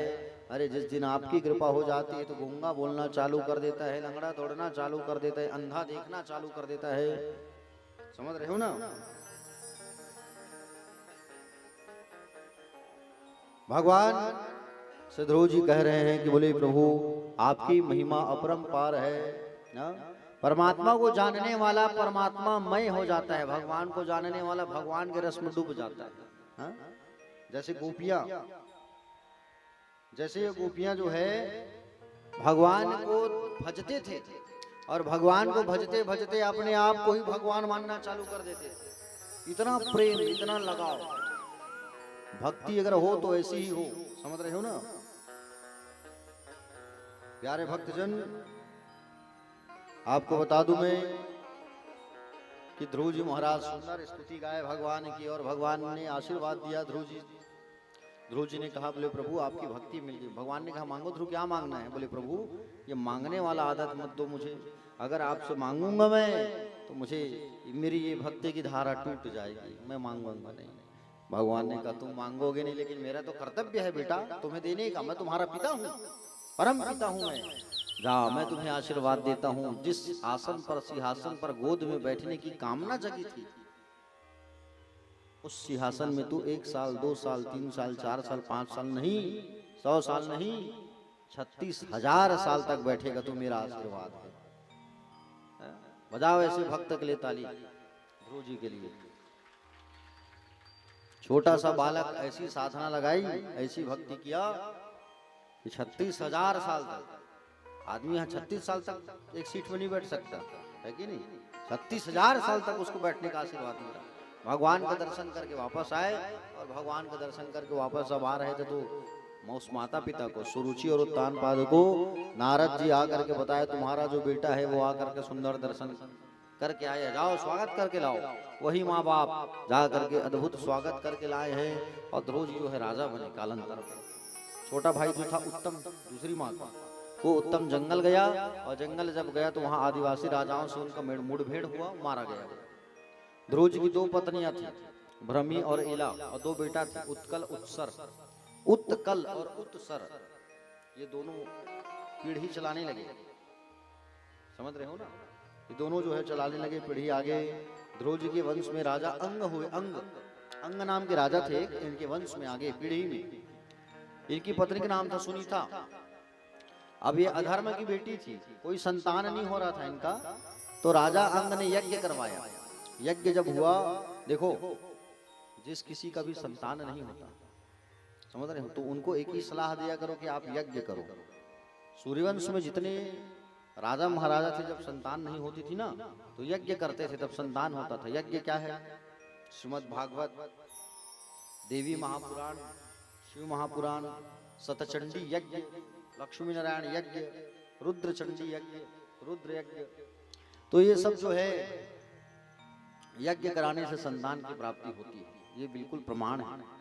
राजा अंग ने यज्ञ करवाया, और यज्ञ जब करवाया राजा अंग ने, यज्ञ पुरुष भगवान प्राकट्य हुए खीर लेकर के, खीर अग्नि से भगवान प्रकट होके खीर को दिए, खाओ और संतान होगा। अब वो जो है भगवान का नाम लेकर के खीर को खाना कहा राजा ने। राजा की पत्नी ने भगवान का ध्यान करना छोड़ के अपने माता पिता का ध्यान लगाती है, अधर्म और मृत्यु का, और उनका ध्यान लगा के खा ली, गर्भवती हो गई। बेटा जो आया वो अधर्मी बना, क्योंकि ध्यान किसका लगाई? अधर्म का। अधर्म का ध्यान लगाई, इसलिए जो बेटा हुआ वो हुआ अधर्मी हुआ, नाम पड़ा वेन। राजा का बेटा का नाम पड़ा क्या? वेन। वेन जब इसका नाम पड़ा तो ये वेन जो है बड़ा अधर्मी निकला। बचपन से गलत संगति, मदिरा पान, जुआ, ये सब बड़ा हुआ तो बैठ बैठ के जुआ खेलता था। राजा, उतने बड़े राजा का बेटा, बताओ। गांव वाले जाके शिकायत करते थे, महाराज अपने बेटा को संभालो तुम, बोले गलत कार्य कर रहे हो, ऐसा नहीं करना चाहिए उनको। जब जा करके टोका टोकी की, राजा आग समझाने लगे, और राजा जब समझाने लगे उनको, तब राजा की पत्नी ने कहा कि बोले एक बेटा है, उसे भी डांटते रहते हो हमेशा। अब वो भी कह रही है। प्यारे भक्तजन, जब दोनों कहने लगे तब कहीं जा करके सुंदर राजा जो है अपने घर को, महल को छोड़ करके चले गए। पत्नी और बेटा दोनों एक हो गए, अधर्म के रास्ते पर चलने लगे। बाप घर छोड़ के चला गया, समझ रहे हो ना। बाप जो है घर छोड़ करके चला गया, और घर छोड़ करके जब ये गया, प्यारे भक्तजन, घर छोड़ करके जैसे ही ये गया ना, तो आपको बता दूं मैं, घर छोड़ करके जब ये गया तो राजा, अब कोई राजा नहीं, वेन को राजा बनाया गया, जबरदस्ती उसके बेटे के सिंहासन में बैठाया गया। और वेन जो था अधर्मी था, यज्ञ होना बंद, पूजा पाठ होना बंद, राजा की पूजा करो ऐसा कहा करके अपनी पूजा करवाता था वो। लोग उसकी पूजा करते थे वेन का। ऋषि महर्षि आए, सप्त ऋषि आए, आकर के देखे कि बोलिए तो अपनी पूजा करवा रहा है, अच्छी बात नहीं है। आकर के ऋषियों ने श्राप दिया, और श्राप देती वो मर गया तुरंत। जब वो मरा तो उनके शरीर को क्या किए, उनके शरीर को मंत्रों से मथना चालू किए, और शरीर को जब मथना चालू किए तो एक काला पुरुष प्राकट्य हुआ, उसे जंगल भेज दिया। भीलों का राजा बनना तू जा। पुनः मंथन किए तो स्त्री और पुरुष का आगमन हुआ, स्त्री और पुरुष, और स्त्री और पुरुष का जब आगमन हुआ तो स्त्री और पुरुष ये दोनों का क्या नाम था? पृथु और अर्ची। दोनों का शादी करवाया, पृथु और अर्ची का। ये पृथु और अर्ची 24 अवतार में से एक अवतारी पृथु भगवान, समझ रहे हो ना। पृथु और अर्ची का विवाह किया गया और पृथु को राजगद्दी पर बैठाया गया। पृथु जी महाराज बड़े ही सुंदर शासक थे और अपनी प्रजा को पुत्र मान करके सुंदर ये जो है सुंदर शासन प्रशासन चलाया करते थे। पृथु जी महाराज जो है, पृथु जी महाराज अपनी प्रजा को आप कर्म का उपदेश किया करते थे, सुंदर कर्म करने का उपदेश किया करते थे।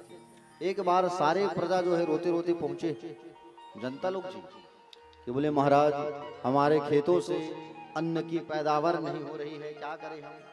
पृथु जी महाराज गुस्सा में आए और धनुष मान ले करके धरती को मारने के लिए दौड़े। और धरती को मारने के लिए जब दौड़े तो धरती को मारने के लिए दौड़े तब ये धरती गौ माता का रूप बना के सामने खड़े हो गई।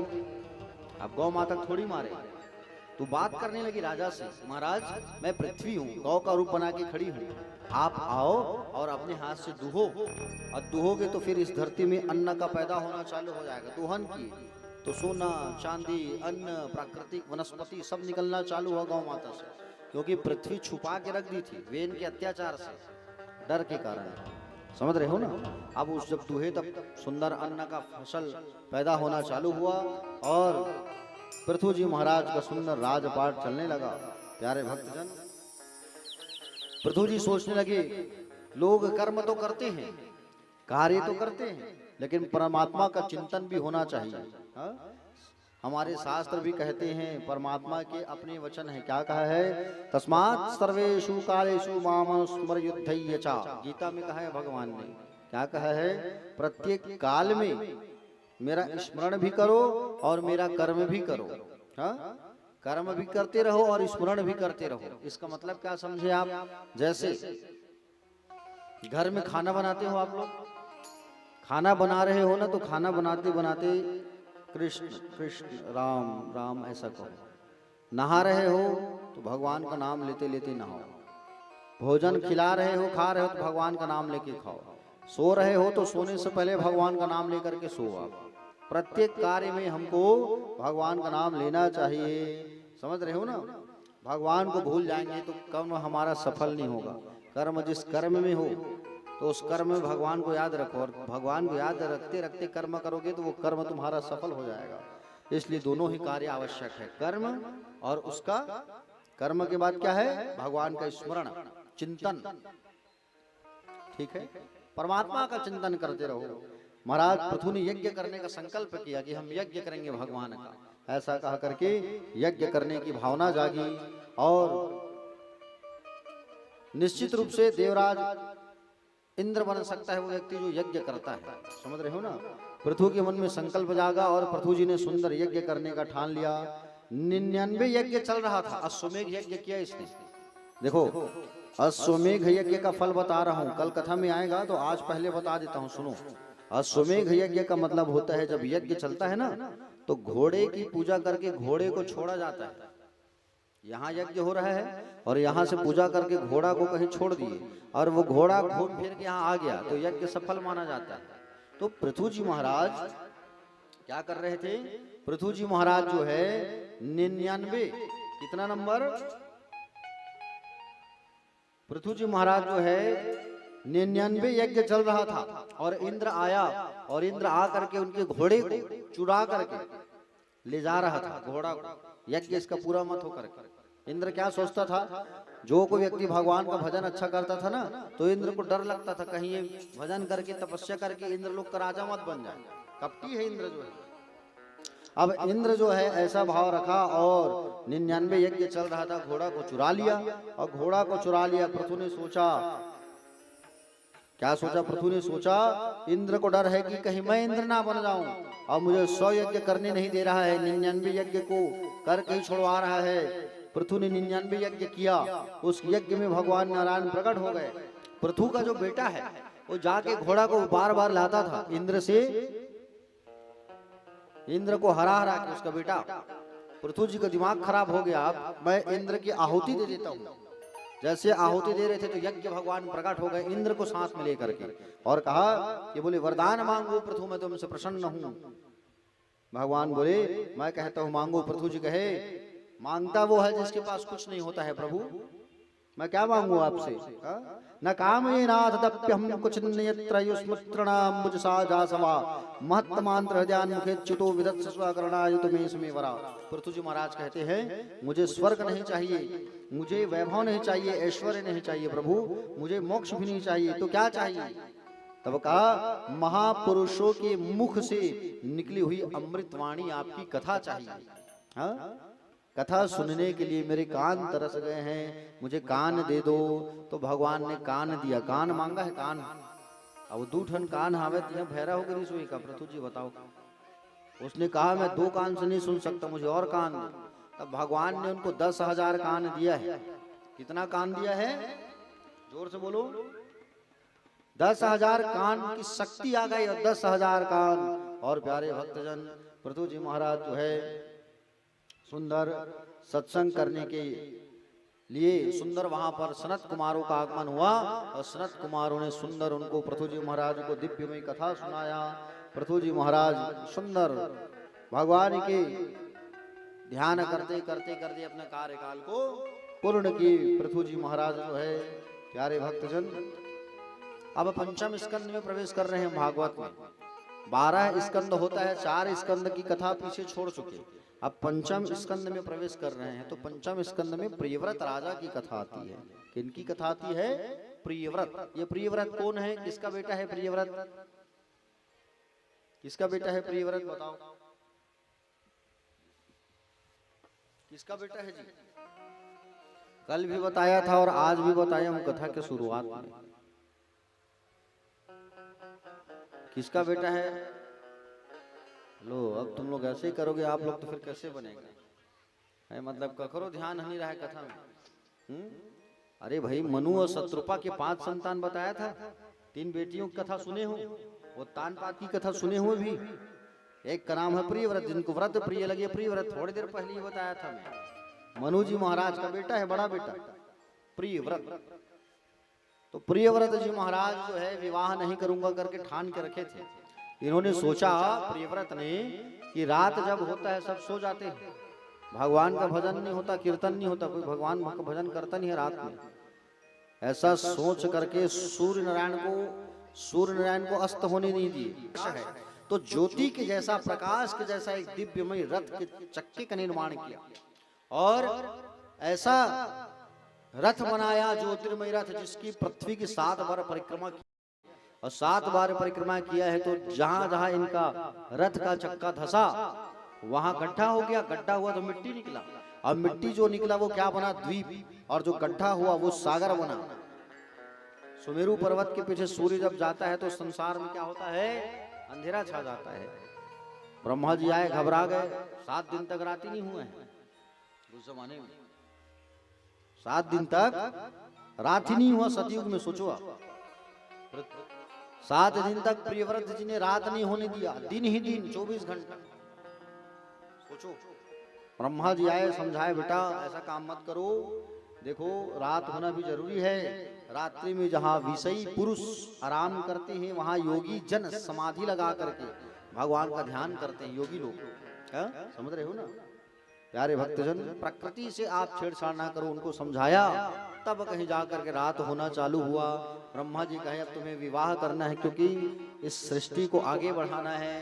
तब उन्होंने विश्वकर्मा भगवान की बेटी बृहस्पति से उनका विवाह करवाया। किनका विवाह कराया? प्रियव्रत जी का। और प्रियव्रत जी का जब विवाह हुआ तो प्रियव्रत जी महाराज का जब शादी हुआ ना तो इनका पुत्र हुआ। और प्रियव्रत जी महाराज का जब विवाह हुआ तो सुंदर विवाह के बाद प्रियव्रत महाराज के 10 पुत्र हुए, 3 ब्रह्मचारी हो गए, बचे 7। तो 7 जो बचे तो 7 को एक एक द्वीप, एक एक खंड का राजा बना दिए। ठीक है, खंड जो था उसमें से एक खंड का नाम था अजनाभ खंड। अजनाभ खंड के राजा हुए अजनाभ खंड। और जो पुत्र थे उसमें से आग्निद नाम के पुत्र थे। ठीक है ना, जम्बूद्वीप के अधिपति आग्निद बने। आग्निद के 9 पुत्र हुए तो जम्बूद्वीप के 9 खंड करके जम्बूद्वीप, शाकर, पुष्कर द्वीप, शालमली द्वीप, ये द्वीपों का नाम था। 7 द्वीप है हमारे और 7 सागर है, पढ़े हुए 7 सागर, अरब सागर, प्रशांत सागर, हिंद महासागर, ये सब वही सागर है जिसका निर्माण यहाँ से हुआ है, जिसकी कथा सुन रहे हो आप।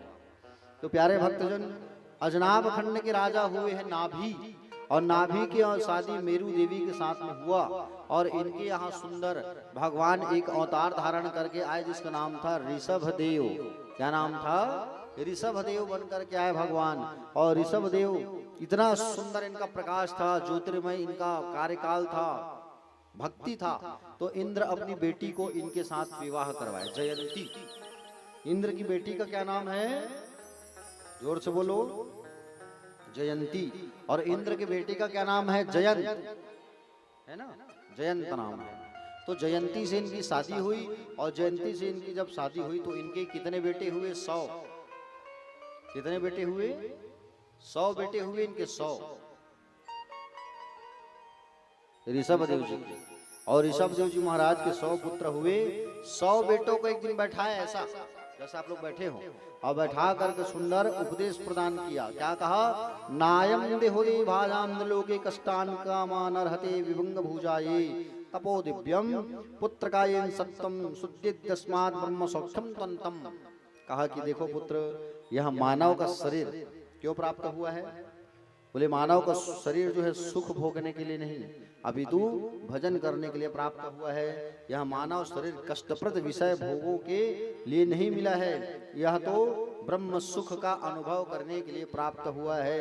महापुरुषों का संग मोक्ष तथा कामियों के संग को नरक का दरवाजा कहा गया है। प्यारे भक्तजन, महापुरुषों का संग करोगे तो मोक्ष पाओगे, और कामियों का संग करोगे तो नरक में जाओगे। इसलिए हमेशा महापुरुषों का संग करना चाहिए। ऐसा सुंदर अपने पुत्रों को उपदेश दिया, और उपदेश देने के बाद अष्ट सिद्धियों को ठुकरा दिया। ऋषभ देव का शासन काल ऐसा था कि एक साथ अगर इनके शासन में पानी नहीं गिरता था ना, तो अपनी शक्ति से पानी गिराना चालू कर देते थे अपने नगर में। शेर और हिरण एक साथ पानी पीते थे। ऋषभ देव के बड़े पुत्र का नाम था भरत। क्या नाम था? भरत। और ऋषभ देव के बड़े पुत्र का नाम था भरत जी महाराज। ठीक है, इन्हीं के नाम से हमारे देश का नाम भारत पड़ा है। और राजा पृथु की जो कथा सुन रहे थे, तो धरती मैया को पृथ्वी के नाम से जाना गया, पृथु के कारण। समझ रहे हो ना? और भरत जी महाराज के कारण हमारे देश का नाम भारतवर्ष पड़ा है। हमारे देश का नाम पहले था अजनाब खंड। क्या था? अजनाब खंड था हमारे देश का नाम। और महाराज भरत के कारण हमारे देश का नाम पड़ा है भारतवर्ष। समझ रहे हो? हम धन्य हैं कि हम भारत के रहने वाले हैं। सुंदर देश है हमारा भारत देश, जहाँ पर हमारे देश को माँ का दर्जा मिला है। हम भारत माता कहते हैं। कहते हैं कि नहीं कहते हैं? भारत माता। दूसरे देशों को भारत माता नहीं कहा जाता। पाकिस्तान माता कहते हैं, अमेरिका माता कहते हैं? नहीं कहते। रूस माता कहते हैं, चीन माता नहीं कहते। लेकिन हमारे देश को भारत माता कहा गया है। बोलो भारत माता की। और हमारे छत्तीसगढ़ को भी माता ही कहा गया है, महतारी कहते हैं, छत्तीसगढ़ महतारी। बोलो छत्तीसगढ़ महतारी की। प्यारे भक्तजन, आइए भारत माता नाम आया है तो सुंदर एक देशभक्ति की तरह स्मरण करते हैं। बोलो भारत माता की जय।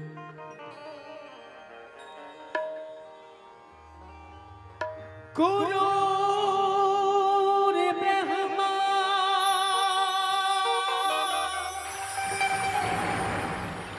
गुरु विष्णु गुरु देवो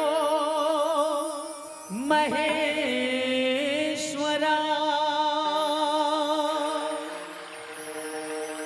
गुरु साक्षात् परम ब्रह्म तस्मै श्री गुरुवे नमः।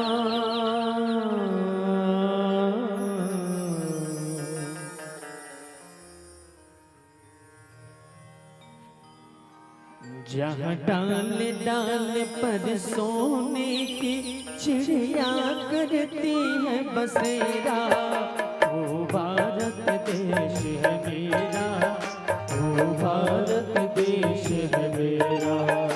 जहाँ सत्य अहिंसा और धर्म का पग पग लगता डेरा, वो भारत देश है मेरा, वो भारत देश है मेरा। जहाँ डाल डाल स्वर सोने की चिड़िया करती है बसेरा, वो भारत देश है मेरा, वो भारत देश है मेरा। जहाँ सत्य अहिंसा और धर्म का पग पग लगता डेरा, वो भारत देश है मेरा, वो भारत देश है मेरा। जय भारती जय भारती जय भारती जय भारती।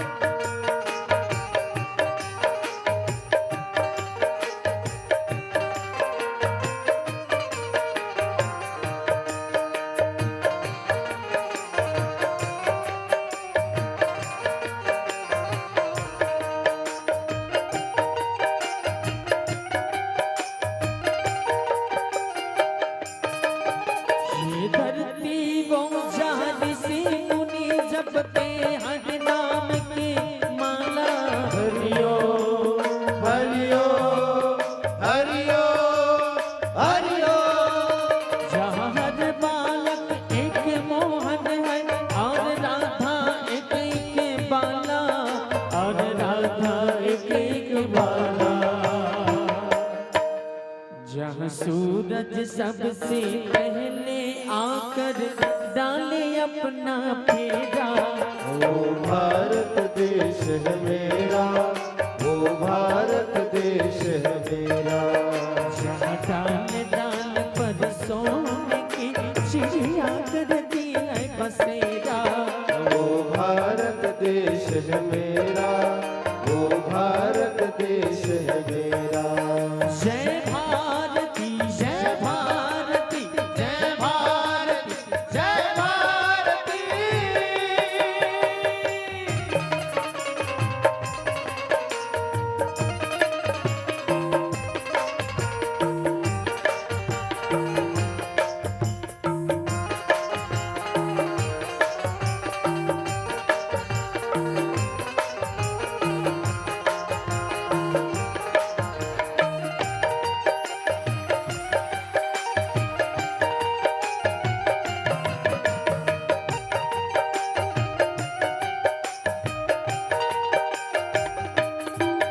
जहाँ गंगा जमुना कृष्ण और कावेरी बहती जाए, हरियो हरियो हरियो हरियो। जहाँ उत्तर दक्षिण पूरब पश्चिम को अमृत पिलवाए, को अमृत पिलवाए। कहीं ये फल और फूल उगारे, केसर कहीं बिखेरा, वो भारत देश है मेरा, वो भारत देश है मेरा। जहाँ डाल डाल पर सोने की चिड़िया करती है बसेरा, वो भारत देश है मेरा, वो भारत देश है मेरा। और अलबेलों की इस दुनिया में त्योहार भी हैं अलबेले, और उनमें से एक ये भारत देश में हमारा छत्तीसगढ़।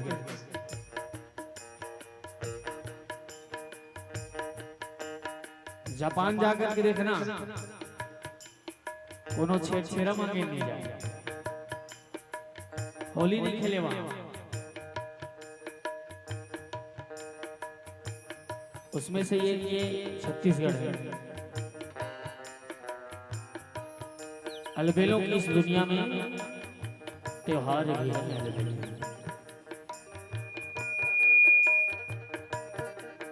अलबेलों के इस धरती में त्योहार भी है। अलबेले हरियो हरियो हरियो कहीं दीवाली की जगमग है और होली के कहीं मेले, और होली के कहीं मेले। जहाँ के रंग और हंसी खुशी का चारों ओर है घेरा। वो भारत देश है मेरा, वो भारत देश है मेरा। जहाँ डाल डाल पर सोने की चिड़िया करती है बसेरा। वो भारत देश है मेरा, वो भारत देश है मेरा। जहाँ सत्य अहिंसा और धर्म का पग पग लगता डेरा। वो भारत देश है मेरा, जय भारती जय भारती जय भारती जय भारती जय भारती जय भारती जय भारती जय भारती। बोल भारत माता की जय हो। राधे राधे।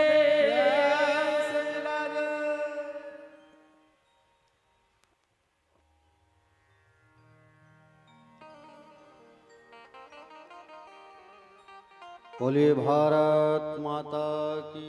जय थोड़ा जय जोर से बुलाइए। बोलो भारत माता की। जय हो। जय जवान। जय किसान। चलिए दोनों हाथ उठा के कहिए एक बार, राधे राधे। शाम से मिला दे, सब एक बार हाथ उठा के कहो राधे राधे। शाम से मिला दे। सब जन हाथ उठाते फिर हमारे साउंड वाला बिल्कुल ऐसे करके देखा था।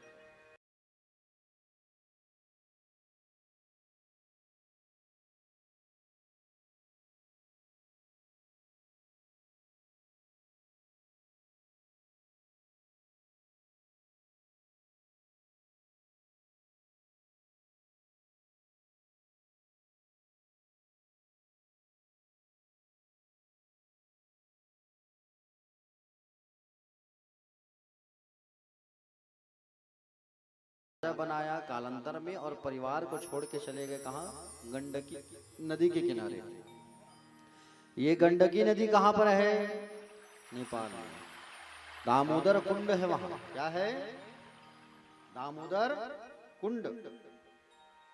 ये दामोदर कुंड जो है इसमें शालिग्राम जी की उत्पत्ति होती है इसी दामोदर कुंड से। ठीक है, शालिग्राम जी देखे हो? काला पत्थर गोल गोल, हाँ, साक्षात भगवान विष्णु हैं। तो ये दामोदर कुंड में आज भी आप अगर हरा भरा तुलसी को ऐसे डाल दोगे ना तो 15 फीट नीचे से शालिग्राम जी आके उसमें चिपक जाते हैं।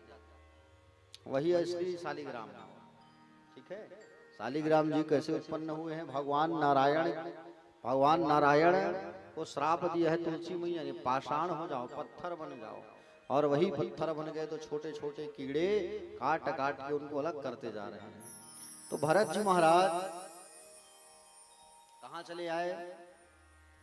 ध्यान से कथा सुनो भाई, मैं पूछूंगा, किसी को भी उठा के पूछ दूंगा आज। हाँ, तभी मालूम चलेगी कथा सुनने वाले लोग भी एकदम चौकन्ने होकर कथा सुन रहे हैं। कथा ध्यान से सुनो। भरत जी महाराज जो है दामोदर कुंड में आकर के सुंदर परिवार को छोड़ करके गंडकी नदी के किनारे आके आश्रम बनाया है, छोटा सा कुटिया, और वहां रहने लगे। और कुटिया में रह करके सुंदर भगवान का भजन करने लगे। गंडकी नदी पर खड़े होकर के माला जाप करते थे। कोई भी नदी में खड़े होकर के माला जाप करने से या गायत्री का मंत्र जाप करने से, संध्या करने से गायत्री मंत्र सिद्ध हो जाती है। गंगा, यमुना, नर्मदा, सरस्वती, गंडकी, क्षिप्रा, गोदावरी, ये सब पुण्यमयी नदियां हैं। समझ रहे हो ना? गंडकी नदी के किनारे आश्रम बना के रहते थे भरत जी महाराज। और नदी में खड़े होकर माला जाप कर रहे थे। और नदी में खड़े होकर के माला जब जप कर रहे थे, अचानक एक हिरणी पानी पी रही थी नदी किनारे। शेर ने दहाड़ मारा, और शेर जब दहाड़ा तो शेर की आवाज को सुन करके वो हिरणी जो है भागने लगी दौड़ के। और हिरणी जब छलांग लगाने लगी तो गर्भवती थी हिरणी जो है, गर्भ से उसका बच्चा निकल गया। और गर्भ से बच्चा निकला और वो हिरणी जैसे तैसे उस पार पहुंची।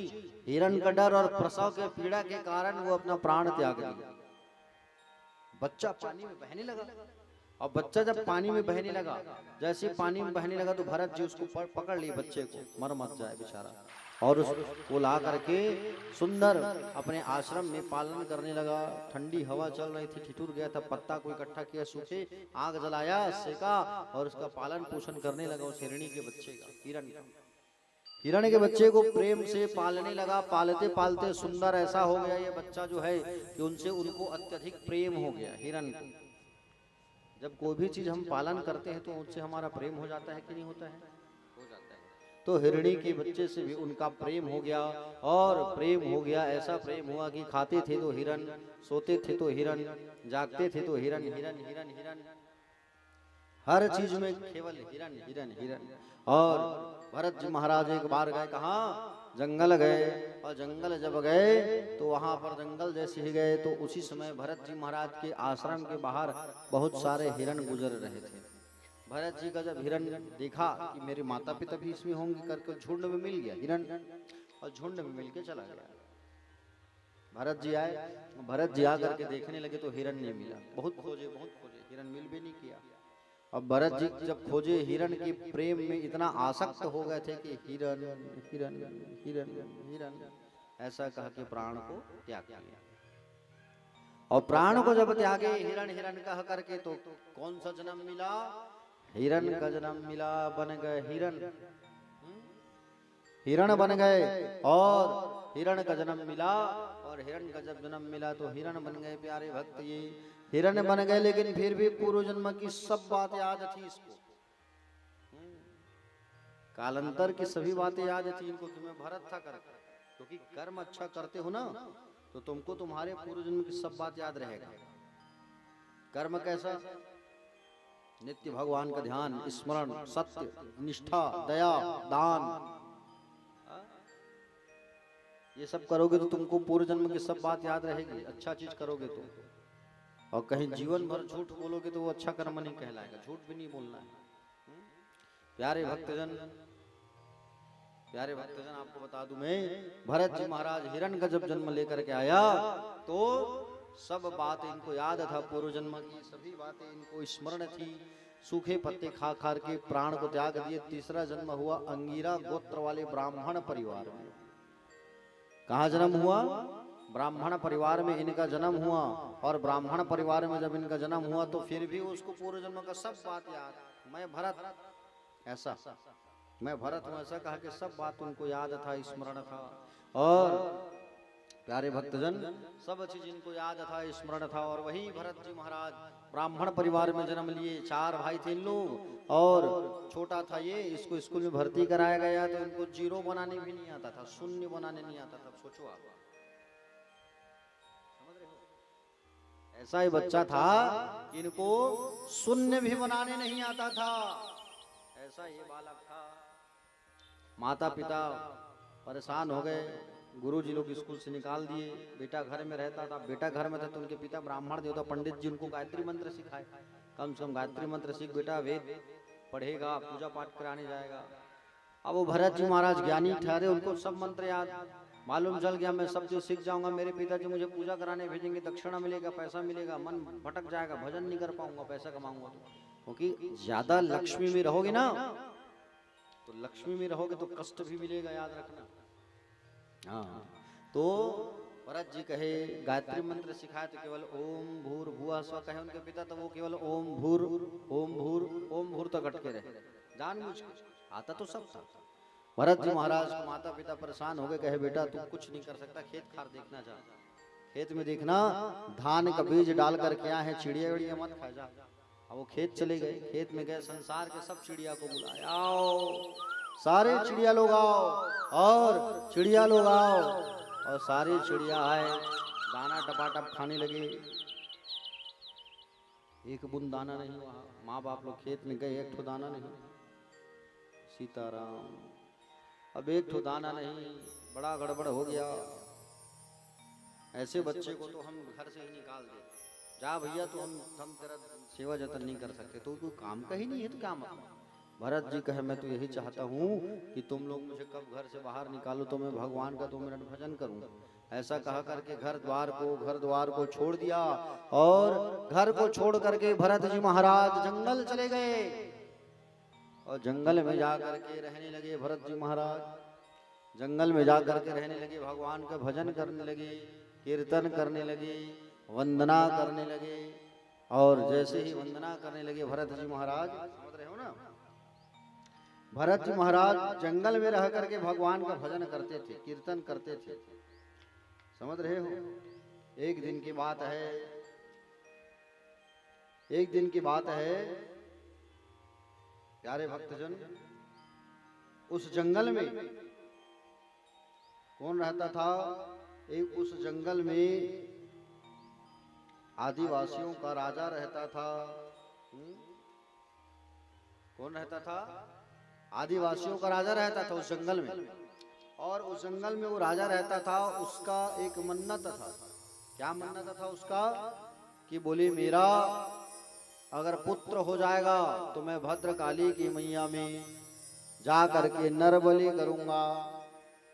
नर बलि मतलब समझते हो, मनुष्य की बलि, ऐसा इनका विचार था।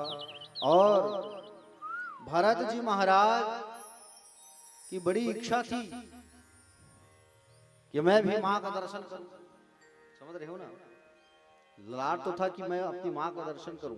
भरत जी महाराज जो है उस जंगल पर रहा करते थे। उसी जंगल में एक जंगलों का सरदार, आदिवासियों का, भीलों का सरदार रहता था।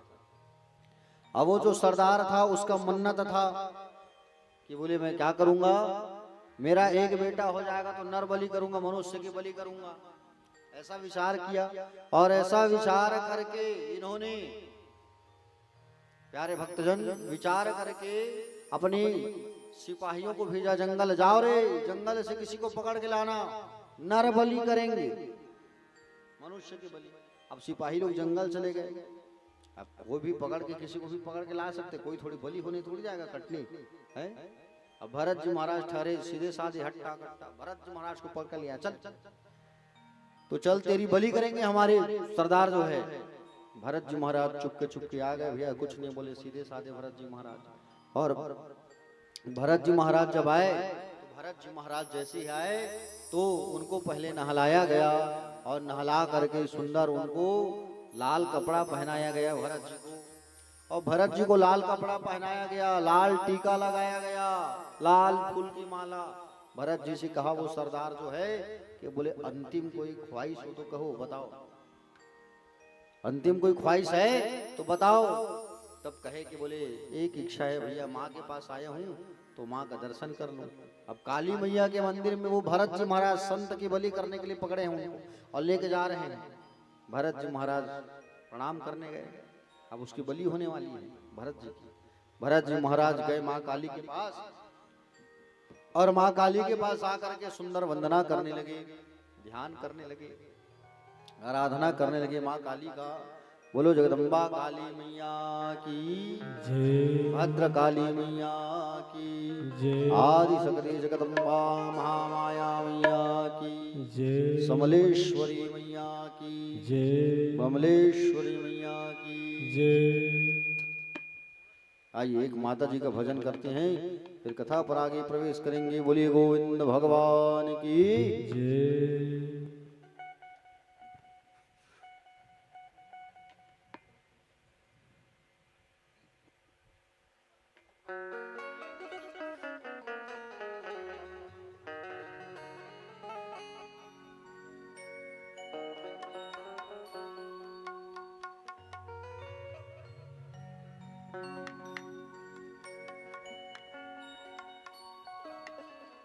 सोला सिंगार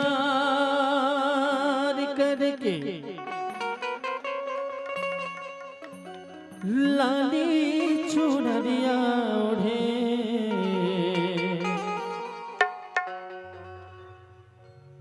सोला सिंगार करके लाली चुनरिया ओढ़े चले आवे वो भवानी अंगना ममो चले आवे वो दुर्गा अंगना ममो जय हो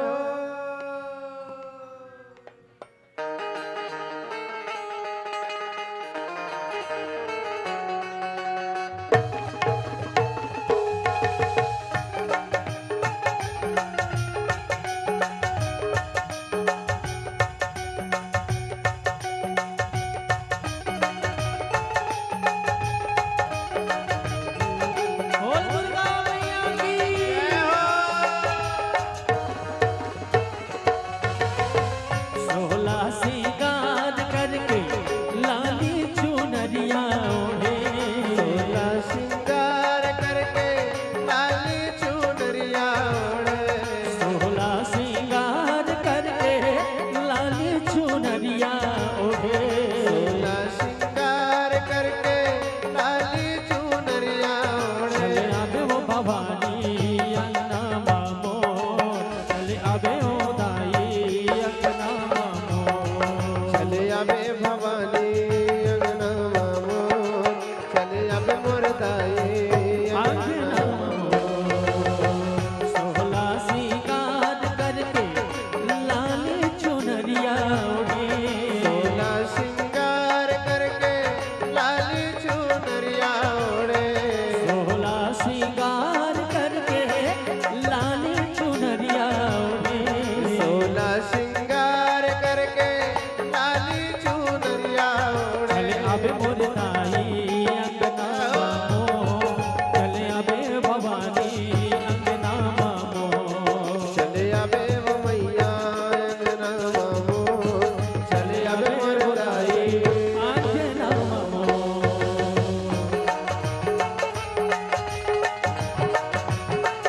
जय हो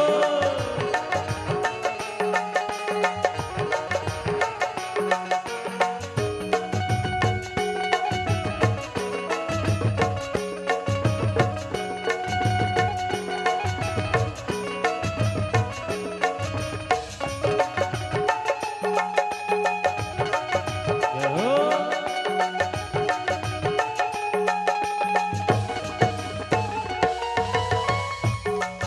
ये आवत अंगना बटोरे मोरे दाई गंगा जल छिड़कावा गंगा जल छिड़कावा गंगा जल छिड़कावा भवानी मोर गंगा जल छिड़कावा गंगा जल छिड़कावा ये तो चंदन पिढ़ुलिया में बैठल देते जमुना पाव पखारा वो जमुना पाव पखारा जमुना पाव पखारा भवन मोर जमुना पाव पखारा जमुना पाव पखारा हाँ जमुना पाव पखारा मोरे दाई गंगा चरण धोवा वो जमुना पाव पखारा जमुना पाव पखारा भवन मोर जमुना पाव पखारा जमुना पाव पखारा चले आवे वो भवानी अंगना मामो चले आवे वो दाई अंगना मामो चले आवे भवानी अंगना मामो चले आवे मुरदाई अंगना मामो सोला सिंगार करके लाली चुनरिया ओढ़े सोला सिंगार करके लाली चुनरिया ओढ़े सोला सिंगार करके लाली चुनरिया ओढ़े सोला सिंगार करके लाली चुनरिया ओढ़े चले आवे मोर दाई अंगना मामो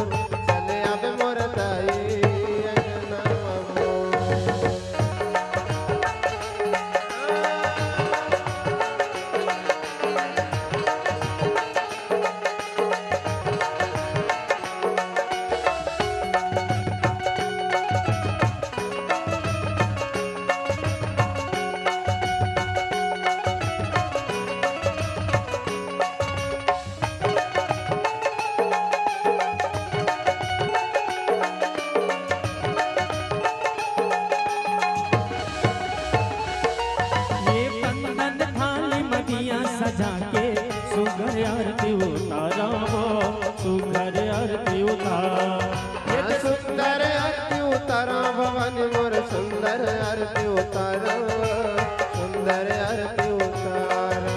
ये पारा परोसी सबला बोला के तोरे जसनो गावो सुंदर जस लगावो। सुंदर जस लगावो भवानी मोर सुंदर जस लगावो, सुंदर जस लगावो। सुघर जस तोरे गावो मोरे दाई सुघर जस ला सुनावो सुघर जस तोरे गावो। सुंदर जस तोर गावो भवानी मोर सुंदर जस तोर गावो, सुंदर जस तोर गावो। चले आवे मोरे दाई अंगना मामो, चले आवे भवानी अंगना मामो। चले आवे मोर भवानी अंगना मामो, चले आवे भवानी अंगना मामो। सोहला सिंगार करके लाली चुनरिया रे, सोला सिंगार करके लाली चुनरिया ओढ़े। सोहला सिंगार करके लाली चुनरिया रे। सोला सिंगार करके लाली चुनरिया ओढ़े। चले आवे मोरे दाई अंगना मामो, चले आवे बुधुरिया अंगना मामो। चले आवे भवानी अंगना मामो, चले आवे मोर दाई अंगना मामो। चले आवे मोरे दाई अंगना मामो, चले आवे मोरे दुर्गा अंगना मामो। चले आवे भवानी अंगना मामो, चले आवे मोर दाई अंगना मामो।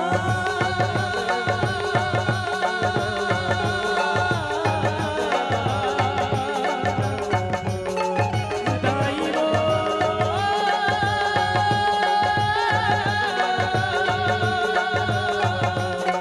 चले आवे भवानी,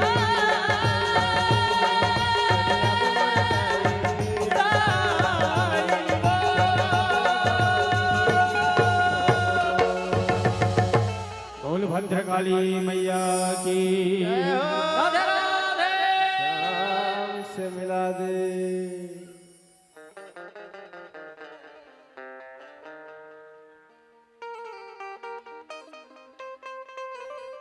बोलिए गोविंद भगवान की। जय। तो भरत जी महाराज जो है, चलो एक बार दोनों हाथ उठाओ और हाथ उठा के बड़े भाव से उस ईश्वर को पुकारते हुए, ठाकुर जी को पुकारते हुए कहिए राधे राधे। श्याम से मिला दे। भरत जी महाराज जैसे ही माँ काली के पास गए, प्रणाम किए, उनकी बलि जब देना चालू किए तो भद्रकाली मैया प्रकट हो गई और भद्रकाली मैया प्रकट होकर के सुंदर उस भरत जी को बचाए और उस आदिवासी राजा को दंड प्रदान किया। आगे भरत जी महाराज जंगल पर रहने लगे तो उसी समय एक राजा कपिल मुनि के आश्रम जा रहे थे सत्संग करने के लिए। राजा का नाम था रहुगण। रहुगण नाम का राजा जा रहा था, जंगल से गुजर रहा था पालकी में बैठ के। पालकी देखे हो? कहाँ देखे हो पालकी? पालकी में बैठ के विदाई हो गया है आप लोग क्या? आप लोग के जमाने में तो कार वार हो गया है कि नहीं? अभी जो पालकी होता था पहले होता था, पहले जमाने में राजा महाराजा के टाइम में तो पालकी उठाने के लिए 4 लोगों की जरूरत पड़ती थी। अब एक पालकी उठाने वाले की तबीयत जोर से खराब हो गई। राजा रहुगण ने कहा जाओ जंगल से किसी को पकड़ के लाना। अब सिपाही लोग गए, भरत जी को पकड़ कर ले आए, चल हमारे राजा की पालकी उठाएगा तू। पकड़ के ले आए। भरत जी महाराज पालकी को पकड़ करके जब जाने लगे और भरत जी जब पालकी पकड़ के जाने लगे, मार्ग में चींटी जब गुजर रहा था, चींटी वीटी छोटा छोटा चींटी चीटा तो वो कूदता था और जैसे पालकी को पकड़ करके जब कूदता था तो उसका सिर टक से लगता था, फिर आगे जाता था, फिर कोई चींटी वीटी आता था तो फिर कूदता था तो फिर सिर टक से राजा रहू का सिर। राजा जो है झांका और झांक करके जैसे पालकी को देखा तब देखा ये व्यक्ति आया है, बहुत कूद रहा है। हा? तो राजा ने व्यंग मारा। हा? राजा व्यंग मारते हुए कहे अरे राम राम, ये बेचारा इतना कमजोर है, जबकि भरत जी हट्टे कट्टे थे और उसको ताना मार रहे हैं राजा रहू। क्या बोले अरे बाप रे राम राम, इतना कमजोर है और तुमने सारा भार इसी बेचारे के कंधे में दे दियो। वो मोटा हट्टा कट्टा, उसको ताना मार रहा है राजा। हाँ। और फिर जैसे कोई छोटा सा जीव आया फिर कूदा, और जैसे कूदा तो फिर राजा ने कहा अब मैं तुम्हें इतना दंड दूंगा कि यमराज भी कांप जाएगा, इतना मारूंगा तुझे। भरत जी ने कहा महाराज आपने कहा मैं मोटा हूं, मोटा हूं, मोटा होना पतला होना ये शरीर का धर्म है, आत्मा का नहीं। आत्मा ना ही मोटा है ना ही पतला है। आपने कहा कि मारोगे, मारोगे किसे? मेरे शरीर को, आत्मा को नहीं। रघुगण बोला ये बड़े ज्ञान की बात कर रहे हैं, जंगल में कौन आदमी हो सकता है? झांका नीचे तो कंधा में जनेऊ, जनेऊ लटका था, जनेऊ यज्ञोपवीत। राजा रघु नीचे उतर गया, कहने लगा महाराज मैं इंद्र के वज्र से नहीं डरता, रुद्र के त्रिशूल से नहीं, यमराज से नहीं डरता, लेकिन डरता हूं ब्राह्मण के श्राप से। आप कौन हो महाराज बताओ? तब कहा कि मैं भरत, मेरा नाम भरत है।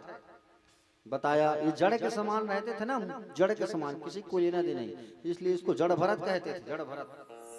भरत जी महाराज, राजा रघुवर ने कहा महाराज एक बात बताइए, आपने कहा कि दंड नहीं दे सकते, हाँ? क्योंकि मैं शरीर को दंड दोगे, आत्मा को नहीं, ऐसा क्यों? एक बात बताओ महाराज, जब एक बटकी में पानी रखते हैं वो गर्म होता है, पानी गर्म होता है, चावल जो रखा होता है चावल पकता है, उसको कष्ट मिलता है चावल को, चावल गर्म होता है तभी तो पकता है। उसी प्रकार से जब शरीर को कष्ट मिले तो इंद्रियों को कष्ट मिलना चाहिए, इंद्रियों को कष्ट मिले तो आत्मा को, आत्मा को तो मन को। तो बताइए आप। तब भगवान ने कहा, भरत जी महाराज ने कहा कि बोले आत्मा जो है निर्वलय है, निर्वय, निरवल यव तत्व है ये, हाँ? आत्मा के ऊपर इन सब चीज का कोई असर नहीं पड़ता राजन, ऐसा कहे। आगे सुखदेव भगवान ने नरकों का वर्णन बताया है। नरक के वर्णन, यमराज की पुरी कहाँ है पता है आपको? पृथ्वी से 99,000 योजन नीचे। यमराज का जो पुर है वो ऊपर नहीं है, यमराज का जो पुर है वो नीचे है, 99,000 योजन नीचे। नरक के वर्णन के बारे में बताया गया, जो दूसरों के धन को हरण कर लेते हैं, चुराते हैं पैसा को, वो तामिस्त्र नाम के नरक में जाते हैं। जो जीव की हत्या करते हैं रौरव नाम के नरक में जाते हैं। पशु को मार के खाते हैं कुंभी पाक नरक में जाते हैं। जो माता पिता वेद ब्राह्मण का विरोध करते हैं वो कालसूत्र नरक में जाते हैं, और उनको वैसे ही दंड मिलता है। जैसे कोई पशु को मार के खाए तो गर्म तेल में खौलाया जाता है। माता पिता को जो ऊंची आवाज में बात करता है दंड देता है, उसे ताम्रपिस अग्नि के भूमि में तपाया जाता है। जो अतिथि को, घर में आए हुए अतिथियों को बड़ी बड़ी आंख करके देखता है, उसे वज्रतुंड नाम के नरक में ले जाया जाता है। वहां बड़े बड़े चील कौए उनकी आंख को निकाल करके खाते हैं। ऐसा सुंदर यम ताड़ना प्राप्त होता है, यम। और नरक की बातों को सुन करके परीक्षित जी डर गए। परीक्षित जी ने कहा, बोले भगवान एक बात बताओ, ये नरक में जाना ना पड़े ऐसा कोई उपाय होगा तो आप बताइए। तब कहा कि बोले नरक में जाने से अगर तुम्हें बचना है तो एक ही उपाय है। कौन सा उपाय? हरि नाम कीर्तन, संकीर्तन, भगवान का नाम। समझ रहे हो ना? किसका नाम? हरि का नाम, भगवान का नाम भजो तो बिल्कुल तुम जो है नरक में जाने से बच सकते हो। केचित केवलिया भगत्या वासुदेव प्रयाणा अद्याधुमंति कात्रिनिहार मिभास्करः। बोले प्यारे भक्तजन, अजामिल नाम का एक ब्राह्मण था। कौन था? अजामिल। अज धन मिल, अज मतलब होता है माया, मिल मतलब होता है मिलना। अजामिल नाम का ब्राह्मण देवता था, ध्यान से सुनना।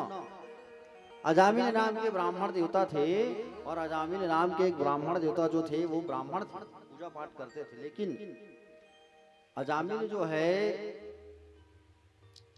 जब मंदिर जा रहा था फूल तोड़ने, पूजा करने, मार्ग में एक वैश्या को देखा, एक आदमी के साथ बातचीत हंसी मजाक करते। उस वैश्या को देख करके वो ब्राह्मण जो है उस पर आसक्त हो गया, उस वैश्या को लेके भाग गया और उससे शादी कर लिया। अजामिल उस वैश्या से रहते रहते जीवन यापन करने लगा। उस गणिका से 9 बेटा हुआ, उसका 9 संतान। अजामिल की पत्नी वैश्या वो गर्भवती थी।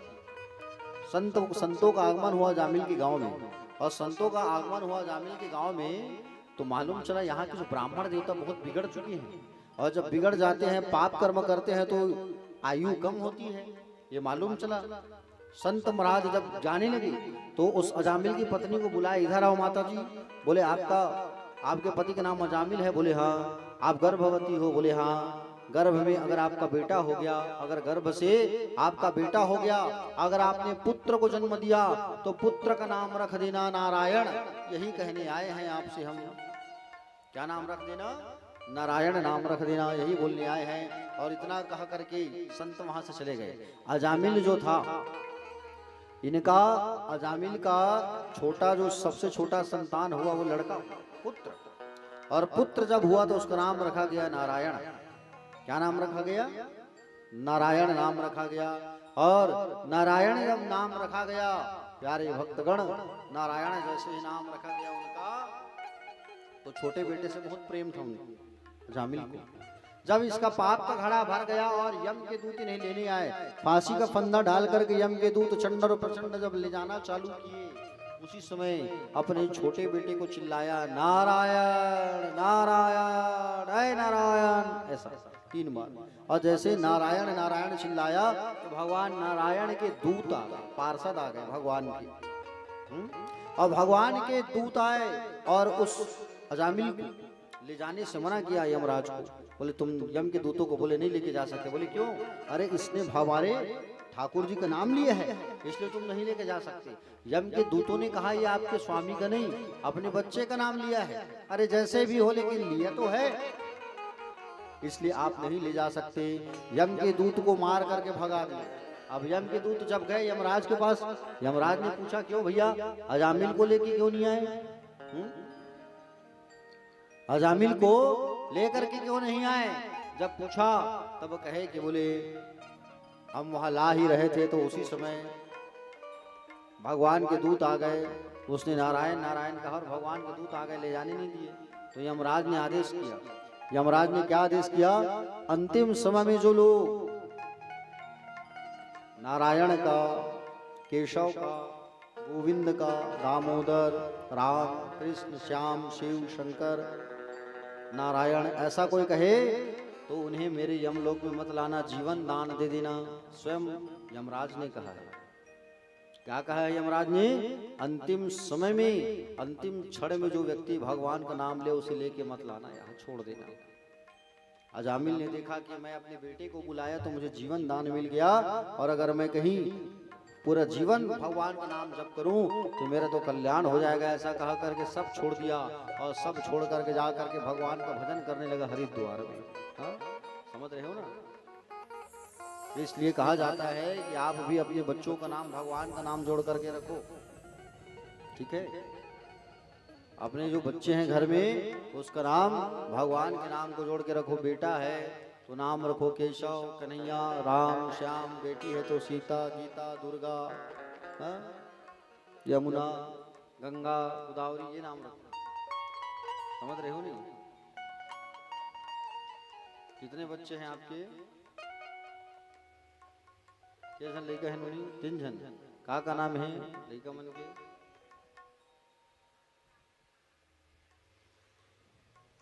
का बोला था? समझ सुनाई नहीं देत कुछ। हाँ, हरिवंश नाम तो ठीक है, आकांक्षा, प्रतीक, ठीक। आजकल वो सब बच्चे लोग का नाम रखना, आजकल लोग अंग्रेज जमाने के हो गए। आजकल के लोग नाम रखते हैं बच्चों का चिंकी, मिंकी, पिंकी, टिंकी, है कि नहीं? कुक्कू, मुक्कू, कुक्कू, पप्पू, है कि नहीं? रखते हैं नहीं? बेटा हो गया तो पप्पू, बेटा इधर आ, चिंटू इधर आ, ऐसा। कुक्कू कोई नाम है जी? बताओ। कुक्कू, मुक्कू, टुक्कू ऐसा नहीं रखना चाहिए। प्यारे भक्तजन, भगवान का नाम रखो, और भगवान का नाम रखोगे तो तर जाओगे आप। समझ रहे हो नहीं? हाँ, भगवान का नाम रखोगे तो मुंह से भगवान का नाम निकलेगा, और भगवान का नाम निकलेगा तो तुम तर जाओगे। क्योंकि हरि का नाम जो है सारे पापों को त्यागने वाला है, सारे पापों को मिटाने वाला है। समझ रहे हो ना? हरि का नाम जो है सारे पापों से हमें मुक्ति दिला देता है। इसलिए हरि का नाम भजते रहना चाहिए। नस्वर है हरि नाम जगत में,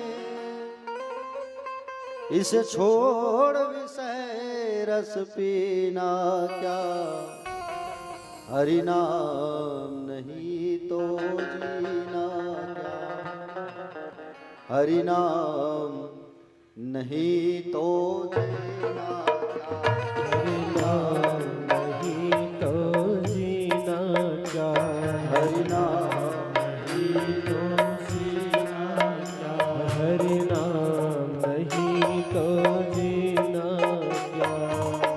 नश्वर है हरि नाम जगत में, नश्वर है हरि नाम जगत में, नश्वर है हरि नाम जगत में, नश्वर है हरि नाम जगत में। इसे छोड़ विषय रस पीना क्या, हरि नाम नहीं तो जीना क्या, हरि नाम नहीं तो जीना क्या, हरि नाम नहीं तो जीना क्या, हरि नाम नहीं तो जीना क्या।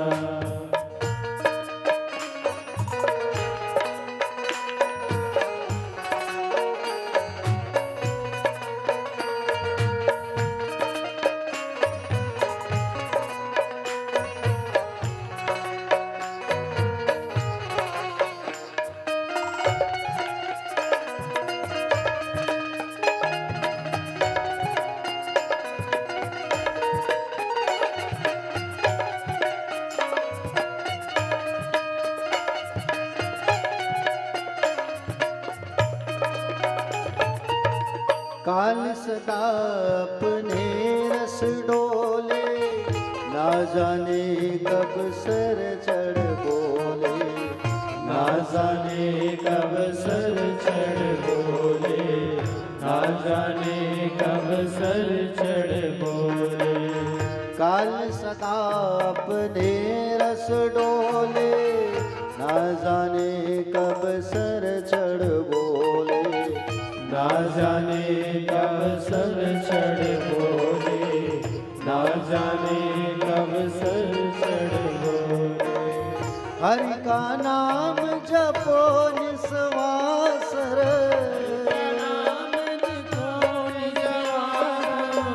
हरि का नाम जपो निस्वासर, अगले समय पर समय, हरि नाम नहीं तो जीना क्या, हरि नाम नहीं तो जीना क्या, हरि नाम नहीं तो जीना क्या, हरि नाम नहीं तो जीना क्या।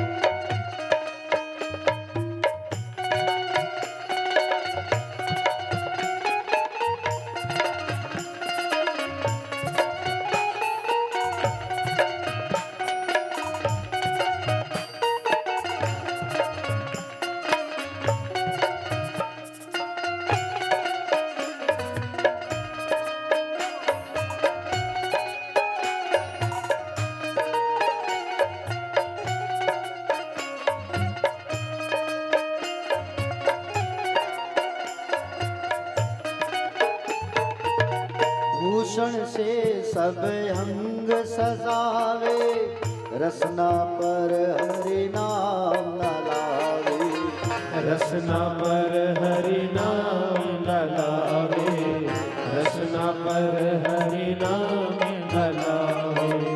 भूषण से सब अंग सजावे, रसना पर हरि नाम न लावे, रसना पर हरि नाम न लावे, रसना पर हरि नाम न लावे। देह पड़ी रह जाए यहीं पर, पड़ी रहे सारे यहीं पर, देह पड़ी रह जाए यहीं पर, देह पड़े रह जाए यहीं फिर कुंडल और नगीना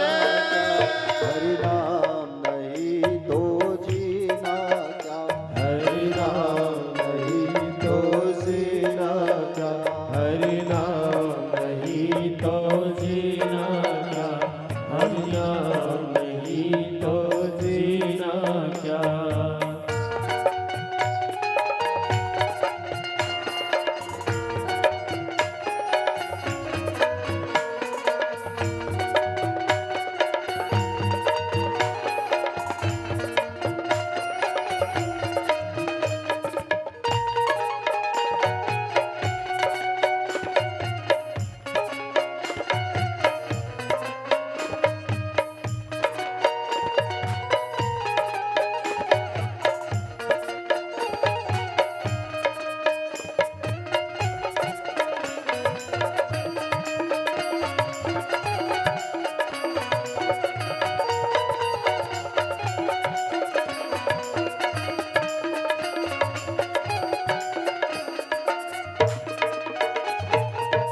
तीर्थ है हरि नाम तुम्हारा, फिर क्यों फिरता मारा मारा, फिर क्यों फिरता मारा मारा, फिर क्यों फिरता मारा मारा। तीर्थ है हरि नाम तुम्हारा, फिर क्यों फिरता मारा मारा, फिर क्यों फिरता मारा मारा, फिर क्यों फिरता मारा मारा। अंत समय हरि नाम नारे, अंत समय हरि नाम नारे, अंत समय हरि नाम नारे, अंत समय हरि नाम नारे। फिरे काशी और मदीना क्या, हरि नाम नहीं तो जीना क्या, हरि नाम नहीं तो जीना क्या, हरि नाम नहीं तो जीना क्या, हरि नाम नहीं तो जीना क्या। अमृत है हरि नाम जगत में, अमृत है हरि नाम जगत में, अमृत है हरि नाम जगत में, अमृत है हरि नाम जगत में। इसे छोड़ विषय रस पीना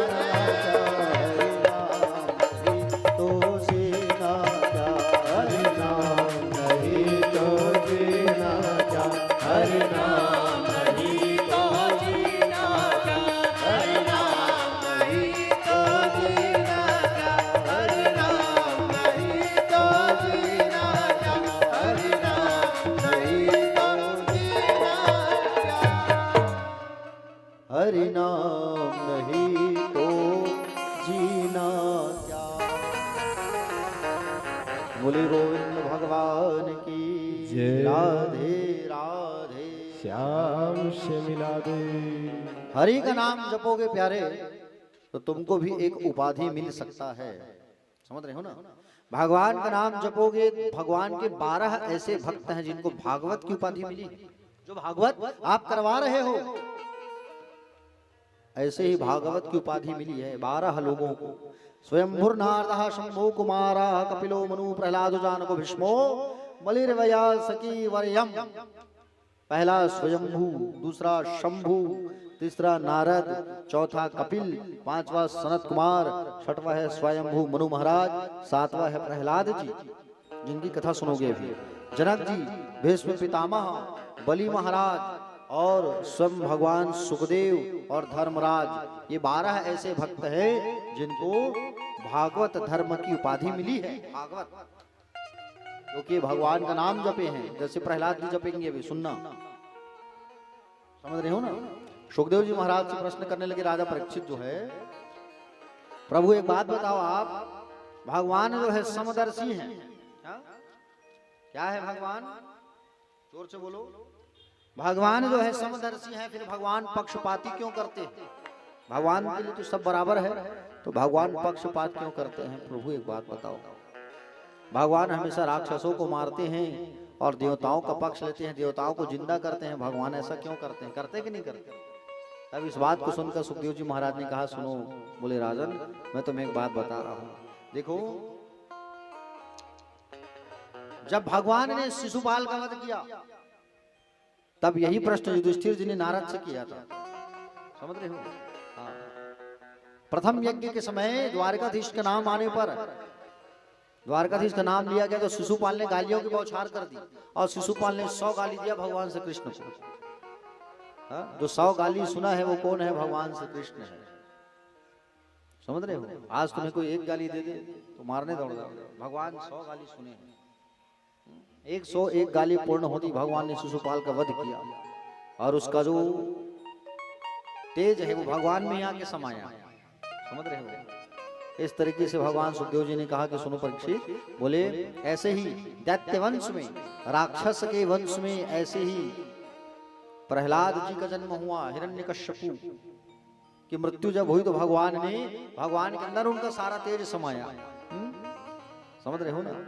भगवान जो है प्रहलाद का साथ दिए। प्रहलाद दैत्य वंश में जन्म लिए थे, राक्षस के वंश में, लेकिन फिर भी भगवान प्रहलाद का साथ दिए। तो परीक्षित जी ने कहा प्रभु इस पावन पतित चरित को मुझे आप जो है रसपान कराइए। तब कहा सुनो, ब्रह्मण्य शील संपन्ना सत्य संधो जितेंद्रिया, कहा कि बोले प्रहलाद जी जिनका नाम मैं ले रहा हूं, प्रहलाद जी महाराज बचपन से ही ब्राह्मणों के भक्त शील संपन्न सत्यनिष्ठ और जितेंद्रिय थे। कृष्ण ग्रह कृतात्मना वेद जगदृशम, बोले कारण एक था कि प्रहलाद को बचपन से ही कृष्ण रूपी ग्रह ने ग्रस लिया था। बचपन में ही बालकों को खेल खेल में भगवान का ध्यान कराते थे प्रहलाद। 4 भाई थे, अनुलाद, अहलाद, सहलाद, प्रहलाद। किसके बेटे थे? ये थे हिरण्यकश्यपु के पुत्र थे। हिरण्यकश्यपु जो है ब्रह्मा से वरदान प्राप्त किया था, न दिन में मरूं न रात में मरूं, वस्त्र से मरूं न शस्त्र से मरूं, 12 महीना होता है तो 12 महीना में न मरूं, ऐसा वरदान दे दो, ऐसा वरदान दे दो। ऐसा कहा करके सुंदर वरदान मांगा हिरण्यकश्यपु ने, 12 महीने में न मरूं। जाओ किया, वरदान दे दिया। वरदानों की झड़ी लग गई और वरदान दिया ब्रह्मा ने।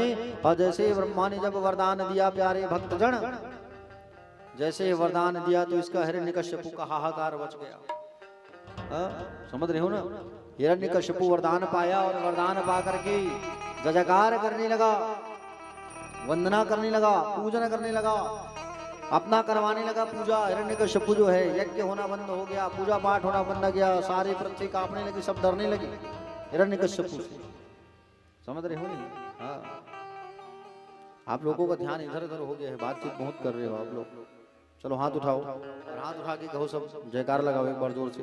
बोलो बाके बिहारी लाल की जय, श्रीमन्नारायण भगवान की जय, गोविंद भगवान की जय, भागवत भगवान की जय, हिरण्यकश्यपु जी महाराज की।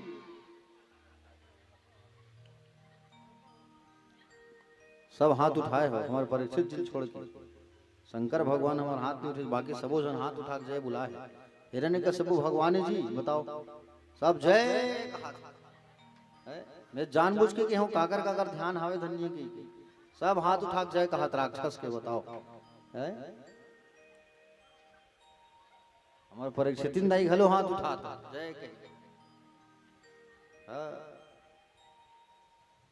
मतलब परीक्षित जी ध्यान है भैया, चलो बहुत अच्छा बात है, कम से कम परीक्षित जी हमारा ध्यान है। और तुमन कथा सुनो चाहे मत सुनो भैया, हमारे परीक्षित महाराज ने कथा सुनाना जरूरी है हमला। चलो एक बार हाथ उठाओ सब।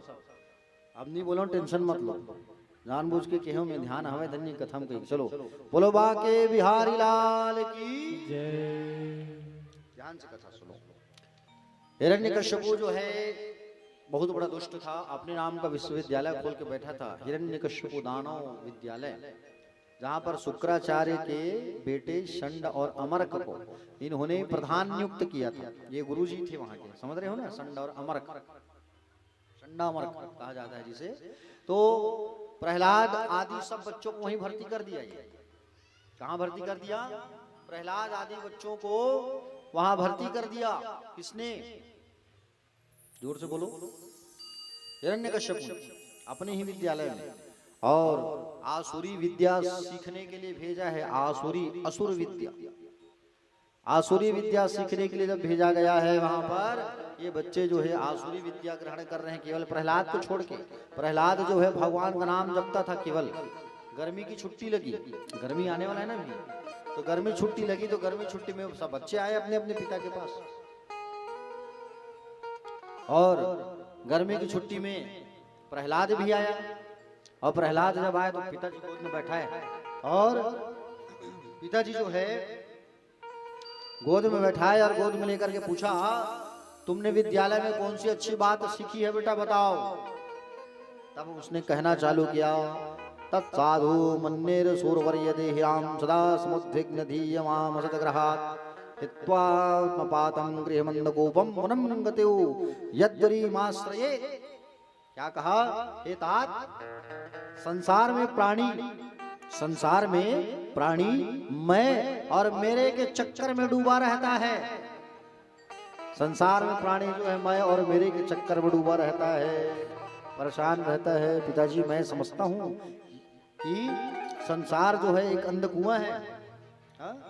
साधारण कुआं में अगर कोई गिर गया तो रस्सी डाल के निकाल लोगे, लेकिन ये संसारिक माया के कुआं में अगर कोई गिर गया तो वो कैसे निकल सकता है। इसलिए भगवान का भजन करना चाहिए पिताजी, हरि का भजन करना चाहिए। सब चीज छोड़ करके वृंदावन जाओ, भगवान का भजन करो। हिरण्यकश्यपु ने षण्डमर्क से कहा, षण्डमर्क एक बात बताओ, प्रहलाद कहाँ से क्या के बात सीख रहे हैं, बात बताओ। षण्डमर्क ने कहा, बोले हिरण्यकश्यपु जी सरकार, आप गा मतलब गधा कहते हो तो हम गधा ही सिखाते हैं, लेकिन आपका जो बेटा है वो पता नहीं कहाँ कहाँ से क्या क्या सीखता है, हमको कुछ समझ नहीं आता। प्रहलाद जी की बात को सुनकर के हिरण्यकश्यपु का पारा चढ़ गया। समझ रहे हो ना। हिरण्यकश्यपु को प्रहलाद जो है नौधा भक्ति का ज्ञान सिखा दिया। पिताजी मैं तो विद्यालय में नौधा भक्ति का ज्ञान अर्जित कर लिया हूँ और केवल नारायण नारायण जपते रहता हूँ और नारायण नारायण जपते रहता हूँ। जैसे ही कहा प्रहलाद ने पिताजी गोद से फेंक दिए और कहा सिपाहियों से, ऐ सिपाहियों, ये हमको नौधा भक्ति सुना रहा है, जाओ इसे फेंक दो पहाड़ से। प्रहलाद को ले जाकर के पहाड़ से फेंकने के लिए चले गए और प्रहलाद को फेंके पहाड़ से। नारायण नारायण नाम ले रहे हैं, माँ लक्ष्मी आ गई बचाने के लिए। प्रहलाद को उठा के गोद में उठा के ऊपर ले आई। सांपों के घर में छोड़ा गया, सांप का घर, प्रहलाद घने घने सांप, और वहां पर प्रहलाद जी बड़े बड़े सांपों को प्रणाम करके कहने लगे, ये तो हमारे नारायण के बिस्तर हैं, सैया है। प्रणाम करके तो सारे सांप जो है उनके शरीर को छू छू करके वापस चले गए। शरीर को छू छू के वापस चले गए और कयाधु मैया का रूप बना करके लक्ष्मी आके भोजन कराती थी। बताओ प्रहलाद को कुछ भी नहीं हुआ। पागल हाथी के सामने खड़ा किया गया और पागल हाथी के सामने खड़ा करा गया, फिर भी कुछ नहीं हुआ। वो पागल हाथी जो है गोद में, सिर में, सुंदर कंधे में बैठा करके, पीठ में बैठा के घुमाने लगा। हिरण्यकश्यपु ने क्या किया, हिरण्यकश्यपु ने अपनी बहन होलिका को बुलवाया। किसे बुलाया? होलिका को। अरे होलिका आओ, प्रहलाद को अपनी गोद में बैठा के इतना अग्नि जलाओ, इतना अग्नि जलाओ, जल के मर जाइए। और प्रहलाद को होलिका जो है गोद में बैठाई और गोद में बैठा करके क्या करती है, गोद में बैठा करके गोद में बैठाती है और गोद में बैठा करके अग्नि का ताप प्रज्वलित करती है। और अग्नि का ताप जब इन्होंने प्रज्वलित किया, प्रहलाद केवल नारायण नारायण जप रहे। मां लक्ष्मी ठंडकता से शीतल की सुंदर शीतल आवरण, प्रहलाद को कुछ भी नहीं हुआ और होलिका जो है जल करके राख हो गई। जब होलिका जली तो उसके राख को सब बच्चे जो है उड़ाने लगे, टीका लगाने लगे, खेलने लगे, कूदने लगे। समझ रहे हो ना। कुछ भी नहीं हुआ, बाल बाका नहीं हुआ और होलिका जल के मर गई। उसी दिन से हमारे देश में होली का त्योहार मनाया जाता है। कौन सा त्योहार मनाया जाता है? बोलो। अभी कौन सा त्योहार आने वाला है? कैसे खेलते हो होली? अभी होली का त्योहार आने वाला है। होली कैसे खेलते हो आप लोग? होली गुलाल से खेलना चाहिए, रंग से खेलना चाहिए, ना कि नाली के कीचड़ से, गोबर से हाँ? अरे अच्छे अच्छे देखा हूँ मैं रायपुर में, नाली में डुबा रहे हैं, जो गाड़ी का वो चीट होता है ऑयल, उसको निकाल करके लगा रहे हैं, काला काला पटक रहे हैं, उठा के पटक रहे हैं, घेर के मार रहे हैं, दौड़ा रहे हैं, लगाना है। अरे ऐसा नहीं है। अपनों से जो बड़े हैं, माता पिता गुरु, उनके मस्तिष्क पर लगाओ गुलाल, हाँ? गुलाल लगा के प्रणाम करो। जो तुम्हारे बच्चे हैं छोटे, उनके गालों पर लगाओ। ये होता है होली, हाँ? समझ रहे हो ना। लेकिन आज होली खेलने का तरीका ही भूल गए हैं सब। पकड़ के लगा रहे हैं, घर्षण पूरा चेहरा में, हाँ? समझ रहे हो नहीं, ऐसा होली नहीं खेलते। होली खेलने का तरीका होता है, पिचकारी से रंग मारो, गुलाल लगाओ, ये होली है। तरह तरह के पदार्थ लगा के होली खेलने की जरूरत नहीं है। आज लोग मर्यादा भूल चुके हैं, हाँ? होली खेलने का तरीका भूल चुके हैं। बड़ों का सम्मान नहीं, छोटों को प्यार नहीं। होली खेलना है तो मर्यादा में होली खेलो, हाँ? समझ रहे हो ना। तो आगामी होली आने वाली है और कथा यहाँ चल रही है सुंदर मठपारा में। होली पर्व की ढेर सारी आप सबको पहले ही शुभकामनाएं, खूब सारी शुभकामनाएं आप सबको, ढेर सारी होली की। ठीक है, आओ छोटा सा होली गीत लेते हैं, फिर आगे नरसिंह भगवान का अवतार होगा। बोलिए नंदनंदन भगवान की जय।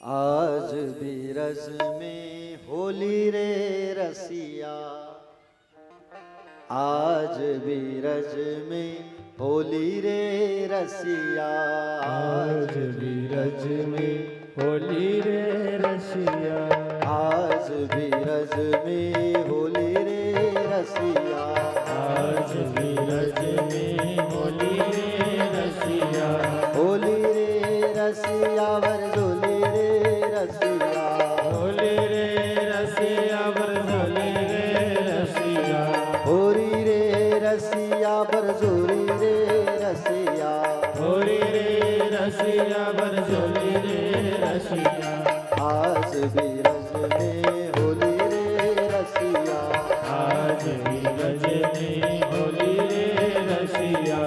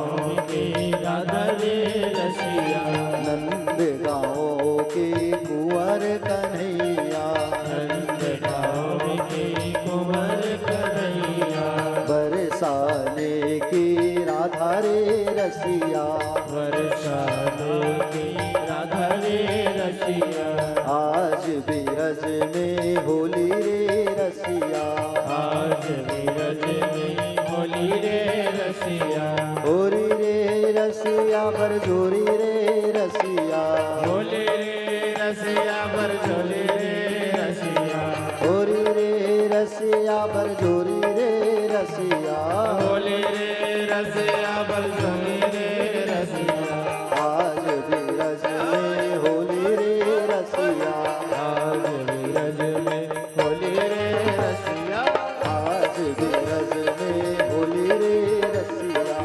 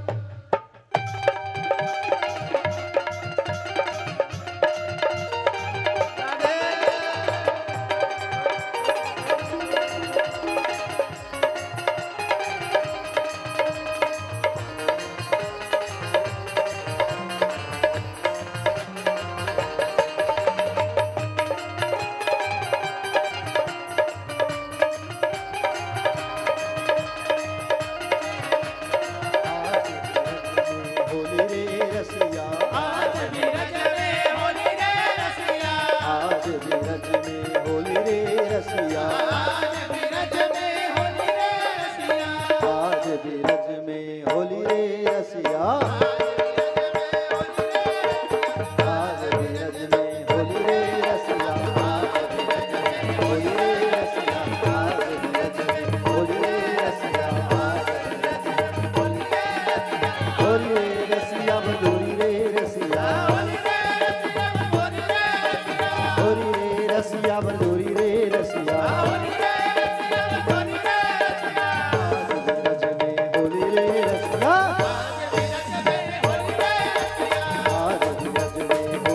रसिया, बजोरी रे रसिया, होली रे रसिया बरजोरी रे रसिया, आज बीरज में होली रे रसिया। नंदगांव को छोरा है बरसाने की छोरी है, आज बीरज में होली रे रसिया। तो होली की त्योहार सबको मनाना है बड़े धूमधाम से प्यारे भक्तजन। देखिए प्रहलाद को कुछ भी नहीं हुआ, हिरण्यकश्यप बुलाया प्रहलाद को और पला करके पूछा, इतना तुम्हें दंड मिला है बेटा, तुम जाओ और जा करके फिर से पढ़ाई करो।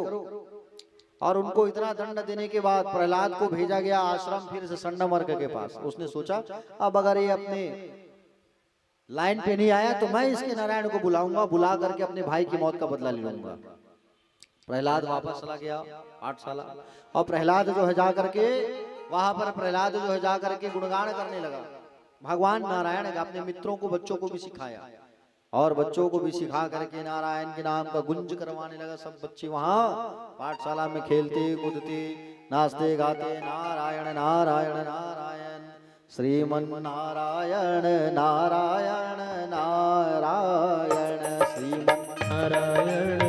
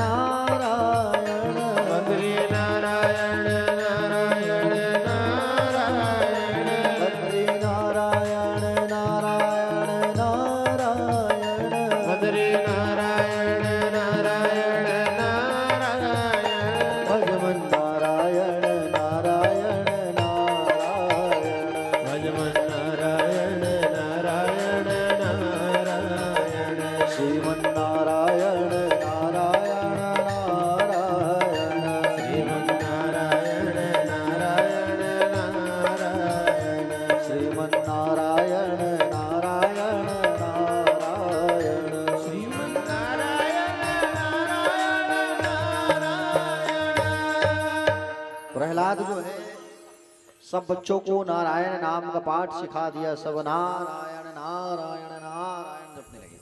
हिरण्यकश्यप ने सोचा चलो मैं एक सिपाही को भेजूं, क्या चल रहे देखूं। सिपाही वहां पर आया और सिपाही जब आया वहां पर तो सिपाही ने देखा कि सब नारायण नारायण गा रहे हैं। भैया बड़ा गंभीर विषय है।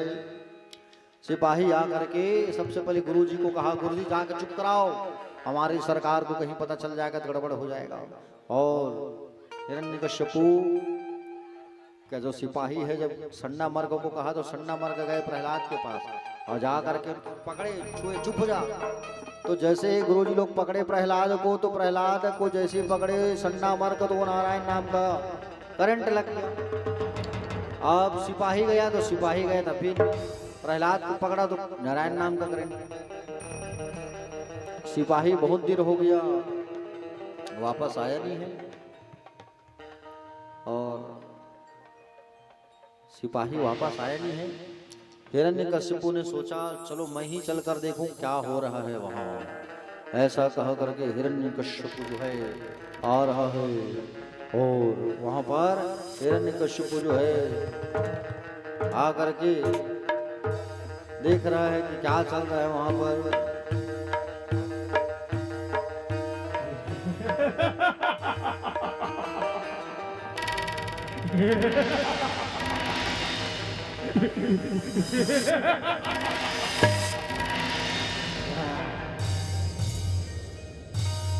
अरे पहला क्या बोल रहा था तू कि कण में भगवान है? और वो ये क्यों भूल गया कि तीनों लोगों में मेरा डंका बज रहा है?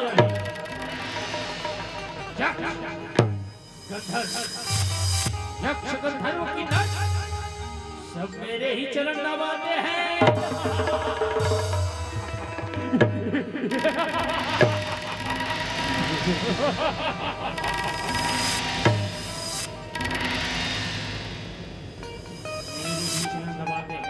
सुना या नहीं? सैनिकों, दो इसे इसी खंभे से। आज इसके प्राण लेकर ही रहूंगा।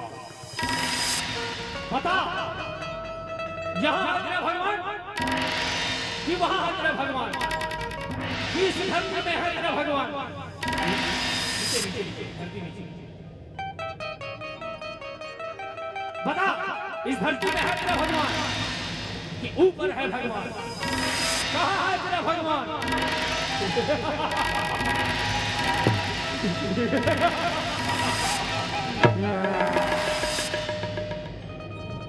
क्या इस खंभे पर है तेरा भगवान? बुला, आज देख लेता हूं तेरा भगवान कैसा दिखता है।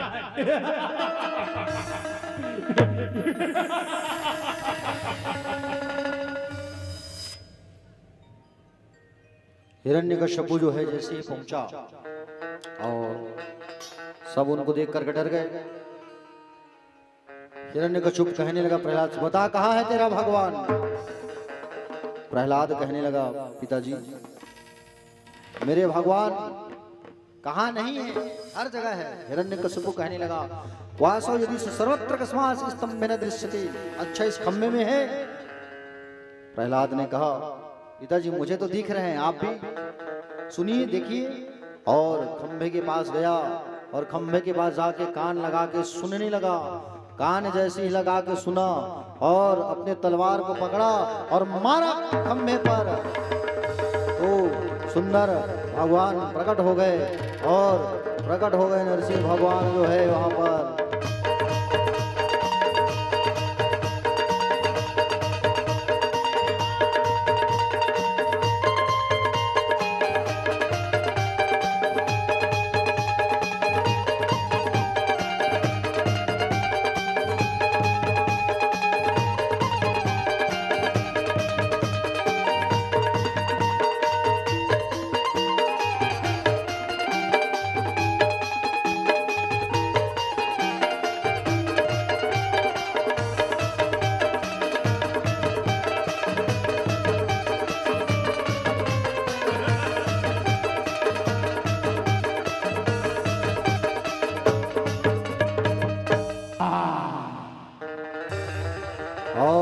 युद्ध करते करते भगवान जो है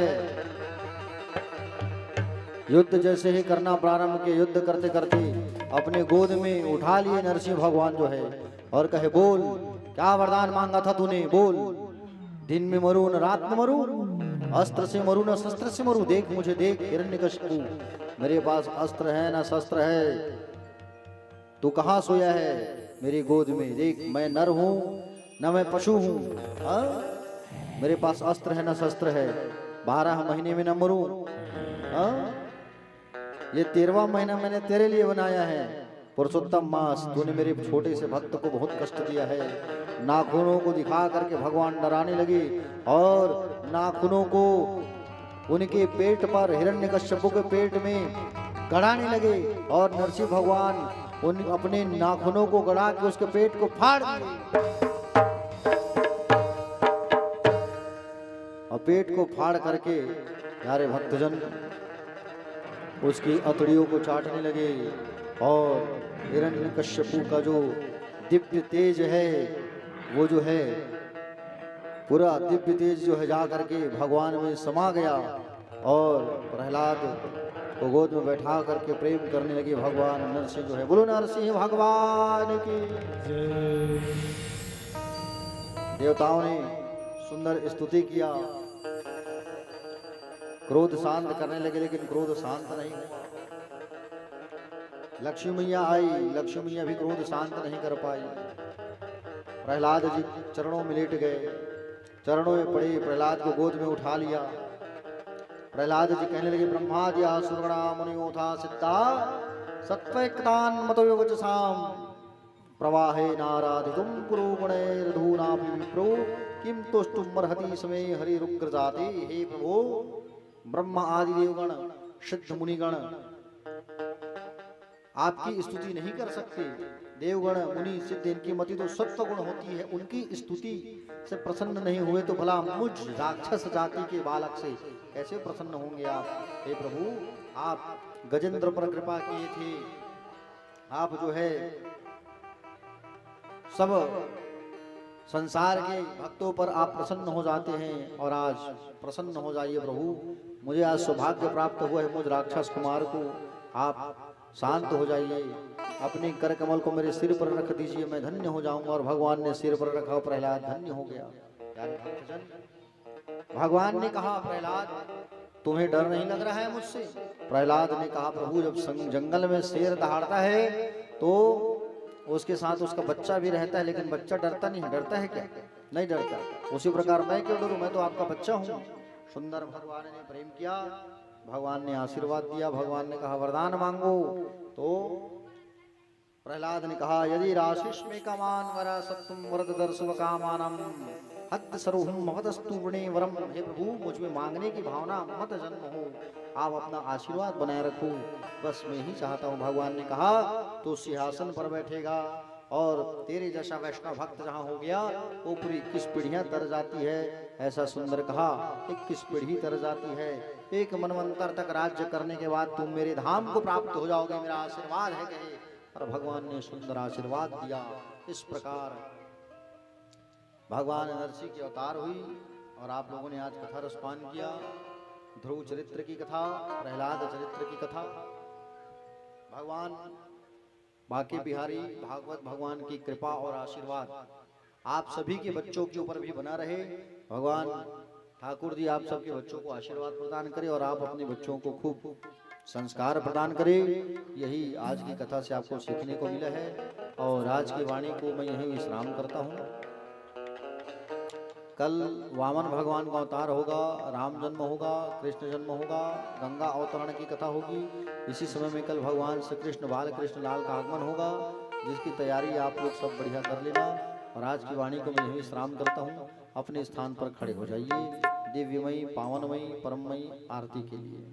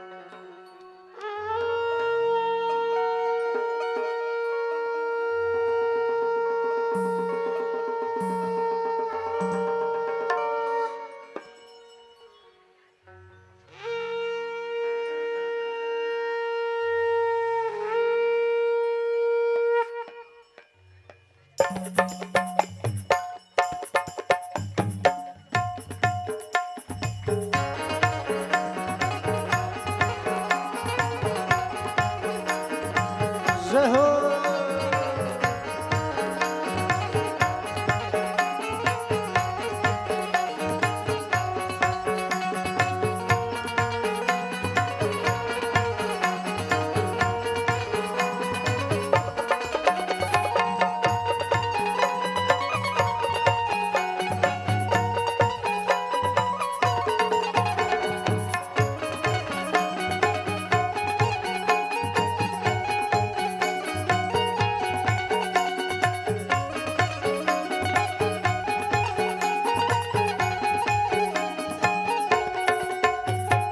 आरती की नरसिंह कुंवर की, आरती की नरसिंह कुंवर की, आरती की नरसिंह कुंवर की, आरती की नरसिंह कुंवर की, वेद विमल यश गाओ मेरे प्रभु की, वेद विमल यश गाओ मेरे प्रभु की, वेद विमल यश गाओ मेरे प्रभु की।